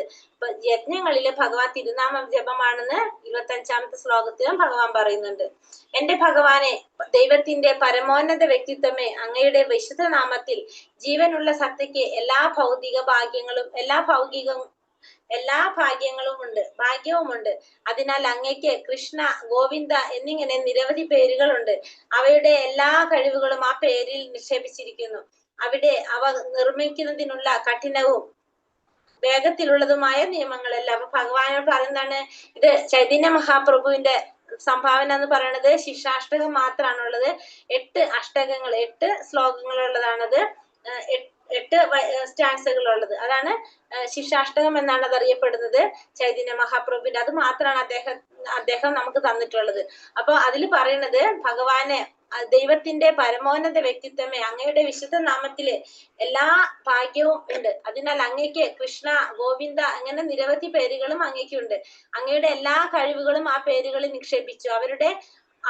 അവിടെ അവ ഓർമ്മിക്കുന്നതിന് വേണ്ടിയിട്ടുള്ള കഠിനവും വേഗത്തിലുള്ളതുമായിട്ടുള്ള നിയമങ്ങൾ വേറെ ഒന്നുമില്ല എന്നുള്ളത് ഭഗവാൻ ഇതിനെ കുറിച്ച് പറയാണ്. ഇവിടെ ശിക്ഷാഷ്ടകത്തില് ഭഗവാൻ പറഞ്ഞിരിക്കുന്നതാണത്. ചൈതന്യ മഹാപ്രഭു ആയിട്ട് അവതരിച്ചപ്പോ ഭഗവാൻ പറയുന്നതാണ്. ഇനി ചാൻഡ് ചെയ്യുമ്പോൾ നമ്മൾ എന്തൊക്കെയാണ് ചെയ്യാൻ പാടുള്ളത്, നാമം ജപിക്കുമ്പോൾ നമ്മൾ എങ്ങനെയാണ് ചൊല്ലേണ്ടത്, അല്ലെങ്കിൽ എന്തൊക്കെ നമുക്ക് ചെയ്യാം. ഹരേ കൃഷ്ണ മന്ത്രം ചൊല്ലുന്നതിന് മുമ്പ് പഞ്ചതത്വ മന്ത്രം ചൊല്ലണം. മന്ത്രം ജപിക്കാൻ തുടങ്ങുന്നതിന് മുമ്പ് നമ്മൾ എന്ത് ചെയ്യണം? പഞ്ചതത്വ മന്ത്രം ചൊല്ലണം. പഞ്ചതത്വം എന്താണ്? പഞ്ചതത്വ മന്ത്രം: ജയ ശ്രീ കൃഷ്ണ ചൈതന്യ പ്രഭു നിത്യാനന്ദ ശ്രീ അദ്വൈത ഗദാധര ശ്രീവാസാദി ഗൗര ഭക്തവൃന്ദ. ചൈതന്യ പ്രഭുവിന്, നിത്യാനന്ദ പ്രഭുവിനെ, അദ്വൈതാചാര്യര്, ഗദാധര പണ്ഡിറ്റ്, ശ്രീവ്യാസൻ, ഇത്ര പേരെ നമ്മൾ പ്രണമിച്ചുകൊണ്ടാണ് നാമം ജപിക്കാനായിട്ട് തുടങ്ങുന്നത്.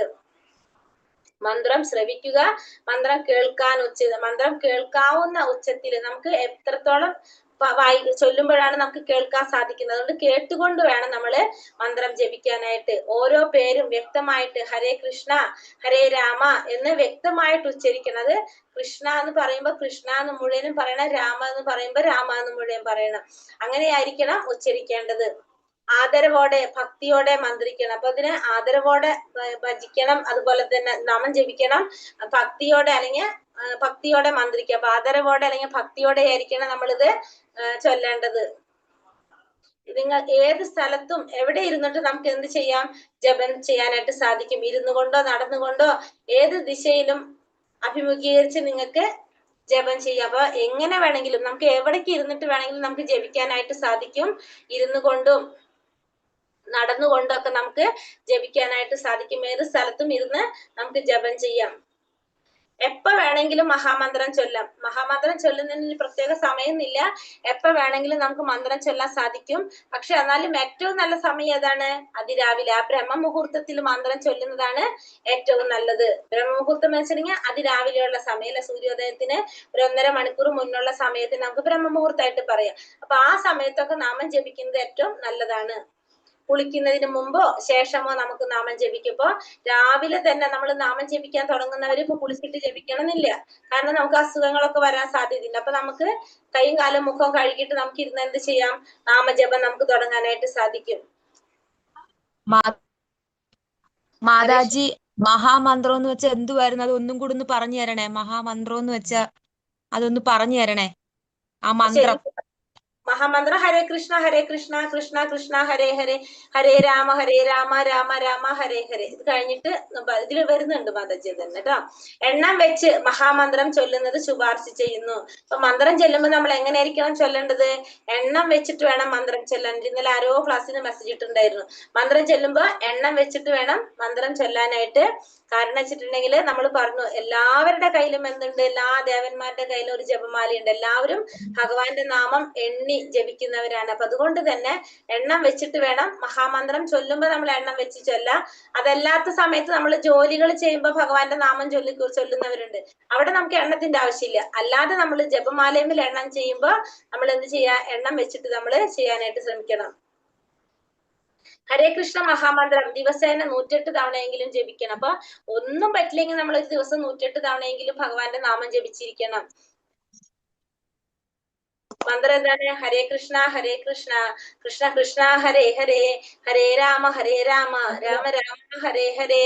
ഇതാണ് മന്ത്രം പറയുന്നത് അല്ലെ? മഹാമന്ത്രം. ഹരേ കൃഷ്ണ മഹാമന്ത്രമാണ് ഈ പറയുന്നത്. ഇനി എന്തൊക്കെയാണ് ചെയ്യാൻ പാടില്ലാത്തത്? നാമം ജപിക്കുമ്പോൾ എന്തൊക്കെ പാടില്ല? മാതാജി, സമയം കിട്ടിയില്ലെങ്കിൽ വൈകുന്നേരങ്ങളിൽ ഇത് ആക്കിയാലും മതിയോ മന്ത്രം ആ, ജപിച്ചാലും മതിയോ? മതി മാതാജി, അത് നമ്മൾ പറഞ്ഞല്ലോ ക്ലാസ്സിൽ, ഏത് സമയത്തായാലും ഇരുന്ന് ജപിക്കാം കേട്ടോ. രാവിലെ തന്നെ പറ്റണില്ലെങ്കിൽ വൈകുന്നേരം ജപിക്കാം. മാതാജി ഇവിടെ ഈ താരമന്ത്രം എന്ന് പറയുന്ന ഈ മഹാമന്ത്രം തന്നെയാണോ? അല്ല, താരക മന്ത്രം അല്ല, വേറെ. ഇത് മഹാമന്ത്രം വേറെ, അത് വേറെ. മാതാജി ആ. മഹാമന്ത്രം അത് കഴിഞ്ഞതിന് ശേഷം നമ്മള് ജയ ശ്രീ കൃഷ്ണ ചൈതന്യ പ്രഭു നിത്യാനന്ദ എന്ന് തുടങ്ങുന്ന ആ ഒരു ഇത് മനസ്സിലായില്ല. അതായത് മഹാമന്ത്രം ചൊല്ലുന്നതിന് മുന്നും അല്ലെങ്കിൽ ചൊല്ലിക്കഴിഞ്ഞതിന് ശേഷം നമ്മൾ എന്ത് ചൊല്ലും? പഞ്ചതത്വ മന്ത്രം ചൊല്ലും. നമ്മളെ ഗ്രൂപ്പിൽ നമ്മൾ പോസ്റ്റ് ചെയ്തിട്ടുണ്ടായിരുന്നു പഞ്ചതത്വ മന്ത്രം. നമ്മളെ ഗ്രൂപ്പിൽ ഇട്ടുണ്ടോ? ഇല്ല എന്ന് തോന്നുന്നു അല്ലെ? ഇല്ല. പഞ്ചതത്വ മന്ത്രം നമ്മൾ ചൊല്ലും. അതായത് പഞ്ചതത്വം നമ്മൾ ഇന്നലെ പറഞ്ഞോ, പഞ്ചതത്വം എന്ന് പറയുന്നത് ആരാണ്? 5 പേരാണ്. ചൈതന്യ മഹാപ്രഭു, വ്യാസമഹർഷി. അതായത് വ്യാസമഹർഷി, 5 പേര്. അതായത് ആരൊക്കെയാണത്? ചൈതന്യ മഹാപ്രഭു എന്ന് വെച്ചാൽ ഭഗവാനാണ്, നിത്യാനന്ദ പ്രഭു എന്ന് പറയുന്നത് ബലരാമനാണ്, ഗദാധര പണ്ഡിറ്റ് എന്ന് വെച്ചാൽ രാധാറാണിയാണ്, അദ്വൈതാചാര്യ എന്ന് പറയുന്നത് ഭഗവാനും ഭഗവാന്റെ വിഷ്ണുമൂർത്തിയും അതുപോലെ തന്നെ ശിവനും കൂടിയിട്ടുള്ള ഭഗവാന്റെ രൂപമാണ്. പിന്നെ വ്യാസൻ എന്ന് പറയുന്നത് നാരദ മഹർഷിയാണ്. ഈ 5 പേരെ പ്രണമിച്ചുകൊണ്ടാണ് നമ്മൾ മന്ത്രം ചൊല്ലേണ്ടത്. അപ്പൊ നമ്മൾ മന്ത്രം ചൊല്ലുമ്പോൾ നമ്മൾ 100% പെർഫെക്റ്റ് ആയിട്ടായിരിക്കണം എന്നില്ല ചൊല്ലുന്നത്. ചിലപ്പോ എന്തെങ്കിലും നമ്മൾ മിസ്റ്റേക്ക് വരും. അപ്പൊ നമ്മൾ ഈ ഗുരുക്കന്മാരെ പ്രണമിച്ചുകൊണ്ട് ചെയ്യുമ്പോൾ എന്താണ്? ആ ഗുരുവിന്റെ അനുഗ്രഹം നമുക്കുണ്ട്. അപ്പൊ അതിന്റെ ദോഷങ്ങൾ ഉണ്ടാകുന്നില്ല. അതുകൊണ്ട് നമ്മൾ ആ ചൊല്ലുമ്പോ ഈ ജയശ്രീകൃഷ്ണ ചൊല്ലിയിട്ട് വേണം, പഞ്ചതത്വ മന്ത്രം ചൊല്ലിയിട്ട് വേണം ചൊല്ലാനായിട്ട്. മന്ത്രം ചൊല്ലുമ്പോ എങ്ങനെ പാടില്ല? ഒരു ഭാഗം മാത്രം ചൊല്ലാൻ പാടില്ല. അതായത് ഹരേ കൃഷ്ണ കൃഷ്ണ കൃഷ്ണ ഹരേ ഹരേ എന്ന് പറഞ്ഞു നിർത്തരുത്. ഹരേ രാമ രാമ രാമ ഹരേ ഹരേ എന്നും കൂടി പറഞ്ഞിട്ട് വേണം മന്ത്രം അവസാനിപ്പിക്കാനായിട്ട്. മാതാജി ആ ശ്ലോകം മുഴുവനും കിട്ടിയില്ല. ജയ ശ്രീകൃഷ്ണ ചൈതന്യ പ്രഭു നിത്യാനന്ദ. ഗ്രൂപ്പിലിട്ടത് ജപമാലയിലെ കൃഷ്ണമുത്തിൽ മന്ത്രം ചൊല്ലരുത്. ജപമാലയിലെ കൃഷ്ണമുത്തിൽ നമ്മൾ മന്ത്രം ചെല്ലാൻ പാടില്ല. കാരണം ഇതിനെ ഗുരുമുത്ത് അല്ലെങ്കിൽ മേരുമുത്ത് എന്നാണ് ഈ കാണുന്നുണ്ടല്ലോ അല്ലെ. ആ ജപമാലമ്മല് ബാക്കി ഫുള്ള് മുത്ത് ഒരേപോലെ ആയിരിക്കും. ഒരു മുത്ത് മാത്രം മുകളിലേക്ക് കയറി നിൽക്കുന്നുണ്ടോ, നമ്മൾ ലോക്കറ്റ് ഒക്കെ ഇടുന്ന പോലെ അങ്ങനെ മാറി നിൽക്കുന്നുണ്ട്. അതാണ് ഗുരുമുത്ത്. ആ മുത്തുമല് പിടിച്ചിട്ടായിരിക്കും നമ്മൾ ഈ പഞ്ചതത്വം ചൊല്ലുന്നത്. ആ മുത്തുമല് പിടിച്ചിട്ട് ഹരേ കൃഷ്ണ മഹാമന്ത്രം നമ്മൾ ചൊല്ലാൻ പാടില്ല. പുസ്തകം വായിക്കുമ്പോഴോ പത്രം വായിക്കുമ്പോഴോ മന്ത്രം ചൊല്ലരുത്. TV മൊബൈൽ ഒന്നും കാണുമ്പോൾ നമ്മൾ മന്ത്രം ചൊല്ലാനായിട്ട് പാടില്ല. നാമജപത്തിന്റെ ഗുണങ്ങൾ എന്തൊക്കെയാണ്? നാമജപത്തിന്റെ ഗുണങ്ങൾ ഒരു ഗുണം നമ്മൾ പറഞ്ഞു ക്ലാസ്സിൽ. എന്താണ് നാമജപത്തിന്റെ ഒരു ഗുണം? നമ്മുടെ ദുരിതങ്ങളെല്ലാം മനസ്സിന് സമാധാനം. ഭഗവാനെ കുറിച്ചുള്ള അറിവ്, ഉത്കണ്ഠ ഉണ്ടാകില്ല, ഭയം ഉണ്ടാകില്ല, മനസമാധാനം കിട്ടും സമാധാനം ഞാൻ പറഞ്ഞു അല്ലെ. അപ്പൊ നാമജപത്തിന്റെ ഗുണങ്ങളിൽ ഫസ്റ്റ് എന്താ പറയണത്? മനസമാധാനാണ്. മനസമാധാനം കിട്ടും എന്ന് നമ്മൾ പറഞ്ഞു. അപ്പം ഭഗവാന്റെ നാമം ചെയ്ത മനസമാധാനം കിട്ടും. പിന്നെ യഥാർത്ഥ സന്തോഷം ായിട്ട് സാധിക്കും. ജ്ഞാനോദയം ഉണ്ടാകും. നമ്മളെ ഉള്ളില് ജ്ഞാനോദയം, ഭഗവാനെ കുറിച്ചുള്ള ഒരു അറിവ് കിട്ടാനായിട്ട് നമുക്ക് സഹായിക്കും. ഇത് 3 നാമജപത്തിന്റെ ഗുണങ്ങൾ പറയുന്നത്. പിന്നെ എവിടെ ഇരുന്ന് നമുക്ക് നാമം ജപിക്കാം. നമുക്ക് നാമം ജപിക്കാനായിട്ട് ഇപ്പൊ ഒരു സ്ഥലത്ത് തന്നെ ഇരിക്കണമെന്നില്ല, ഏത് സ്ഥലത്ത് പോയിരുന്നിട്ട് നമുക്ക് നാമം ജപിക്കാനായിട്ട് സാധിക്കും. ഒറ്റയ്ക്ക് ഇരുന്നിട്ട് കൂട്ടായിട്ട് നമുക്കിത് നാമം ജപിക്കാനായിട്ട് സാധിക്കും. ഇരുന്നോ നിന്നോ എങ്ങനെ വേണമെങ്കിലും നമുക്ക് നാമം ജപിക്കാം. ഇനി പറഞ്ഞു തന്നെ വരുന്നത് ഇരുന്നു കൊണ്ടും നിന്നുകൊണ്ടൊക്കെ നമുക്ക് നാമം ജപിക്കാനായിട്ട് സാധിക്കും. ഹരേ കൃഷ്ണ കൃഷ്ണ കൃഷ്ണ ഹരേ ഹരേ, ഹരേ രാമ രാമ രാമ ഹരേ ഹരേ. കൃപാ സിന്ധോഭ്യവച പതിതാനാം പാവനേഭ്യോ വൈഷ്ണവേഭ്യോ നമോ നമ. അനന്ത കോടി വൈഷ്ണവൃന്ദി की जय, श्रील प्रभुपाद की जय, गुरुदेव की जय, निताय गौर प्रमानंदे हरि हरि बोल. ഹരേ കൃഷ്ണ. എല്ലാവർക്കും നന്ദി. മനസ്സിലായെന്ന് പറഞ്ഞത്? രാമ രാമ ഹരേ ഹരേ, ഹരേ കൃഷ്ണ ഹരേ കൃഷ്ണ, കൃഷ്ണ കൃഷ്ണ കൃഷ്ണ കൃഷ്ണ ഹരേ ഹരേ, കൃഷ്ണ ഹരേ ഹരേ, ഹരേ രാമ രാമ രാമ ഹരേ ഹരേ, ഹരേ രാമ ഹരേ രാമ ഹരേ ഹരേ കൃഷ്ണ. ക്വസ്റ്റ്യൻ ആൻസർ ഹരേ ആദ്യം കൃഷ്ണ ഹരേ കൃഷ്ണ കൃഷ്ണ കൃഷ്ണ ഹരേ ഹരേ, ഹരേ രാമ ഹരേ കൃഷ്ണ. ക്വസ്റ്റ്യൻ ആൻസർ ആദ്യം കൃഷ്ണ ഹരേ കൃഷ്ണ കൃഷ്ണ കൃഷ്ണ ഹരേ ഹരേ, കൃഷ്ണ കൃഷ്ണ ഹരേ ഹരേ, ഒരു മിനിറ്റ് എല്ലാവരും മ്യൂട്ട് ചെയ്ത് ഹരേ രാമ രാമ രാമ ഹരേ ഹരേ. ഒന്ന് ഞാൻ മ്യൂട്ട് ചെയ്യണ്ട എല്ലാവരെയും. ക്വസ്റ്റ്യൻ ആൻസർ നോക്കാം നമുക്ക് ആദ്യം. അഷ്ടാംഗ യോഗയുടെ 8 പടികൾ ഏതൊക്കെയാണ്? യമ, നിയമം, ആസന, യമ, പ്രാണായാമ പ്രത്യാഹാര ധാരണ പ്രാണായാമം, പ്രത്യാഹാരം, ധാരണം, ധ്യാനം, സമാധി.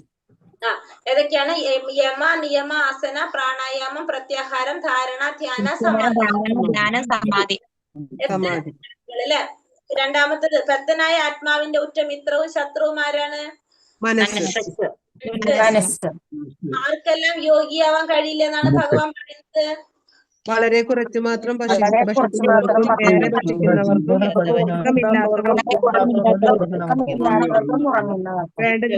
ഉറങ്ങുന്നവർക്കും. അതായത് കുറെ ഭക്ഷിക്കുന്നവർക്കും കുറച്ച് ഭക്ഷിക്കുന്നവർക്കും കുറെ ഉറങ്ങുന്നവർക്കും കുറച്ച് ഉറങ്ങുന്നവർക്കും യോഗിയാവാൻ കഴിയില്ല എന്നും കൂടി ഭഗവാൻ പറയുന്നുണ്ട് അല്ലെ? അപ്പൊ സ്ഥിരതയില്ലാത്ത മനസ്സിനെ എങ്ങനെ കീഴടക്കാന്നാണ് ഭഗവാൻ പറഞ്ഞത്? യുക്തമായ പരിശീലനം കൊണ്ടും നിസ്സംഗത കൊണ്ടും നിസ്സംഗത കൊണ്ടും സാധിക്കുന്നു. 41-ാം ഭാഗത്തില് ഭഗവാൻ എന്തിനെ കുറിച്ചാ പറഞ്ഞത്? ജന്മത്തെ കുറിച്ച്. യോഗത്തിൽ പരാജിതനാകുന്നതിനാൽ പുണ്യം ചെയ്തവർക്കായുള്ള ഉപരിലോകങ്ങളിൽ ആനന്ദം അനുഭവിച്ചുകൊണ്ട് അസംഖ്യം സംവത്സരങ്ങൾ വന്നതിന് ശേഷം നീതിനിഷ്ഠയുള്ള പുണ്യാത്മകളാണ്. നമ്മൾ ഈ ചെയ്യുന്ന കാര്യങ്ങൾ നമുക്ക് തുടർന്ന് ചെയ്തു കൊണ്ടുപോകാൻ സാധിക്കില്ല. നമ്മൾ കുറച്ച് ചെയ്തു, പക്ഷെ പിന്നെ ചെയ്യാനായിട്ട് സാധിച്ചില്ലെങ്കിൽ നമുക്ക് എന്ത് സംഭവിക്കും എന്നാണ് അർജുനൻ ചോദിച്ചത്. കാരണം ആധ്യാത്മിക ലോകത്തിലേക്ക് എത്തിയില്ല എന്നാൽ ഭൗതിക ലോകത്തിൽ നിൽക്കാനും പറ്റില്ല. ഈ ഒരു അവസ്ഥയിലേക്കായി നമ്മള്. അപ്പൊ എന്ത് പറ്റുന്നാണ് ഭഗവാനോട് ചോദിക്കുന്നത്. അപ്പൊ എന്താണ് സംഭവിക്കുന്നത്? നമ്മൾ ചെയ്ത പുണ്യത്തിന്റെ ഫലം പുണ്യലോകങ്ങളിൽ പോയിട്ട് നമ്മൾ അനുഭവിക്കും. അതിനുശേഷം വീണ്ടും നമ്മൾ ഈ ലോകത്തിൽ ഭൂമിയിൽ വരും. അപ്പൊ നമ്മൾ വന്നിട്ട് ജന്മം എടുക്കുന്നത് എങ്ങനത്തെ കുടുംബത്തിലായിരിക്കും? ശ്രേഷ്ഠരായിട്ടുള്ള വൈഷ്ണവരുടെ കുടുംബങ്ങളിലൊക്കെ ജന്മം എടുത്തുകൊണ്ട് നമുക്ക് വീണ്ടും ഈ ഭക്തി പ്രാക്ടീസ് ചെയ്യാനുള്ള അവസരം കിട്ടും. അങ്ങനെ നമുക്ക് ഭക്തിയിൽ മുന്നിലേക്ക് വരാനായിട്ട് സാധിക്കും. അപ്പൊ നമ്മൾ ഈ ചെയ്യുന്നതൊന്നും ഒരിക്കലും നമുക്ക് എന്താകുന്നില്ല, നഷ്ടം സംഭവിക്കുന്നില്ല എന്നുള്ളത് നമുക്ക് അവിടെ മനസ്സിലാക്കാം. അപ്പൊ ഇത്തിരി നേരം നമ്മൾ ഭഗവാന്റെ നാമം ജപിച്ച അതിന്റെ ഗുണം നമുക്ക് എന്തായാലും കിട്ടിയിരിക്കും. അപ്പൊ നമുക്ക് പറ്റാവുന്നിടത്തോളം സമയം എന്ത് ചെയ്യണം? ഭഗവാന്റെ നാമം ജപിക്കണം. നാമം ജപിക്കാതിരിക്കുമ്പോ കൗണ്ട് ചെയ്ത് ജപിക്കുക. നേരെ മറിച്ച് ഇപ്പൊ നമ്മൾ ജോലി ചെയ്യുമ്പോൾ നമ്മൾ ഭഗവാന്റെ നാമം വെറുതെ നമ്മളിങ്ങനെ ജപിച്ചുകൊണ്ടിരിക്കില്ല, ഭഗവാൻ ഓർത്തുകൊണ്ടിരിക്കുന്നത്, സ്മരിക്കുകയാണത്. ആ സമയത്ത് നമുക്ക് കൗണ്ട് ചെയ്യേണ്ട ആവശ്യമില്ല. നമ്മൾ നമ്മളെ ജോലി ചെയ്യാണ്. ഇപ്പൊ കിച്ചണിൽ നമ്മൾ ജോലി ചെയ്തുകൊണ്ടിരിക്കുമ്പോഴും നാമം ജപിച്ചുകൊണ്ട് ചെയ്യുന്നവരുണ്ട്. അപ്പൊ നമ്മൾ കൗണ്ട് ചെയ്യേണ്ട, നമ്മൾ നാമം ജപിച്ച് ജോലി ചെയ്തുകൊണ്ടിരിക്കുക. അതേ സ്ഥാനത്ത് നാമം ജപിക്കാനിരിക്കുമ്പോ ജപമാല വെച്ചിട്ടിരിക്കുക. ക്ലിയർ ആയ 2 കാര്യം. ഒന്ന്, അല്ലാത്ത സമയത്ത് നമ്മൾ ഭഗവാൻ ഓർക്കാണ്. അപ്പൊ നമ്മൾ അവിടെ കൗണ്ട് ചെയ്യേണ്ട ആവശ്യമില്ല, നമ്മുടെ ജോലി നടക്കില്ല അല്ലെ? അപ്പൊ അത് ചെയ്യാം, പക്ഷെ ഭഗവാൻ ഓർക്കുന്നുണ്ടെന്ന് മാത്രം. അല്ലാത്തപ്പോ നാമം ജപിക്കാനിരിക്കുമ്പോ മാലേമല് തന്നെ ജപിക്കാം.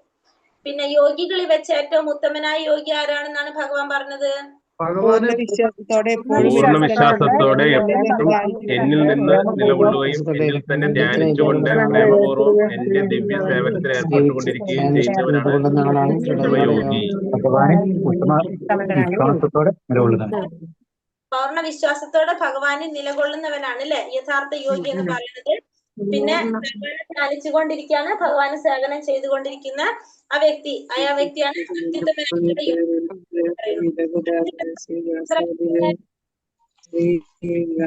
പഞ്ചതത്വ മഹാമന്ത്രം. ജയ ശ്രീകൃഷ്ണ ചൈതന്യ പ്രഭു നിത്യാനന്ദ ശ്രീ അദ്വൈത ഗദാധാര ശ്രീ വാസുദേവ ഭക്തവൃന്ദ. എങ്ങനെയാണ് ചൊല്ലേണ്ടത്? എണ്ണം വെച്ച് മഹാമന്ത്രം ചൊല്ലണം. എണ്ണം വെച്ച് ചൊല്ലണം അല്ലെ? എണ്ണം വെച്ച്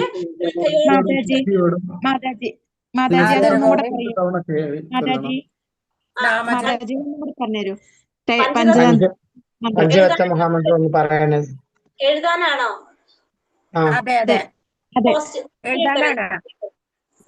പോസ്റ്റ് ഇട്ടാ മതി, ഗ്രൂപ്പിലിടാം.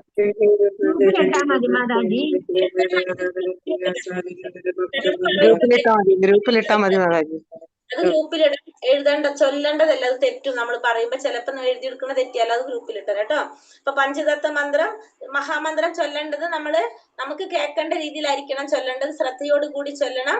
പിന്നെ നമ്മൾ പറഞ്ഞു, എങ്ങനെയാണ് പറഞ്ഞത്? എങ്ങനെയാ പറഞ്ഞത് നിങ്ങൾ? ഫസ്റ്റ് വേറൊരു കാര്യം പറഞ്ഞല്ലോ. ഫസ്റ്റ് തന്നെ മാതാജി ഒരു സംശയം. നമ്മൾ ഈ മഹാമന്ത്രം മാതാജി ഒരു സംശയം. മഹാമന്ത്രം ജപിക്കുന്നതിന് മുമ്പ് ശേഷവും പഞ്ചതത്വ മന്ത്രം ജപിക്കണം. ഉം. ആ ജപിക്കണം. ആ മഹാമന്ത്രം ചൊല്ലേണ്ടത് എങ്ങനെയാണ്? ചൊല്ലുമ്പോൾ എന്തൊക്കെ ചെയ്യാൻ പാടില്ല നമ്മള്? ഒരു ഭാഗം മാത്രം ചൊല്ലരുത്. ആ. ജപമാലയിലെ കൃഷ്ണമുത്തിൽ മന്ത്രം ചൊല്ലരുത്. ചൊല്ലരുത്. പിന്നെ പുസ്തകം, പത്രം, TV, മൊബൈല് തുടങ്ങിയവ ഉപയോഗിച്ചുകൊണ്ട് ചെയ്യാൻ ചൊല്ലാൻ പാടില്ല. പാടില്ല. നാമജപത്തിന്റെ ഗുണങ്ങൾ നിർത്താൻ പാടില്ല. മനസമാധാനം, ഭഗവാനെ കുറിച്ചുള്ള അറിവ്, ഉത്കണ്ഠ ഉണ്ടാകില്ല, ഭയമുണ്ടാകില്ല, ആത്മവിശ്വാസം ഉണ്ടാകും. ഇതൊക്കെയാണ് ജ്ഞാനോദയം. ജ്ഞാനോദയം. ഇതാണ് ഭഗവാനെ കുറിച്ചുള്ള അറിവ്. നമുക്ക് ആ ജ്ഞാനം എന്ന് പറഞ്ഞാൽ ഭഗവാനെ കുറിച്ച് അറിയാന്നുള്ളത്. അതാണ് നാമജപത്തിന്റെ ഗുണങ്ങൾ അല്ലെ. മനസ്സമാധാനം ഉണ്ടാകും നമുക്ക്. അതുപോലെ തന്നെ ആത്മവിശ്വാസം ഉണ്ടാവും. ഭയങ്ങളിൽ നിന്നൊക്കെ നമുക്ക് മാറാൻ പറ്റും. ഭയങ്ങളൊക്കെ നമ്മൾ ഇല്ലാതായിട്ട് മാറും. നമ്മളെ ഉത്കണ്ഠകൾ ഇല്ലാതായിട്ട് മാറും. കുറെ നമുക്ക് മാറ്റങ്ങൾ ഇതിൽ പറഞ്ഞത്. ഇനി നമ്മുടെ അനുഭവത്തിൽ കുറെ മാറ്റം വരും. നമ്മൾ തന്നെ ഓരോന്നുണ്ടാക്കും. നാമജപം കൊണ്ട്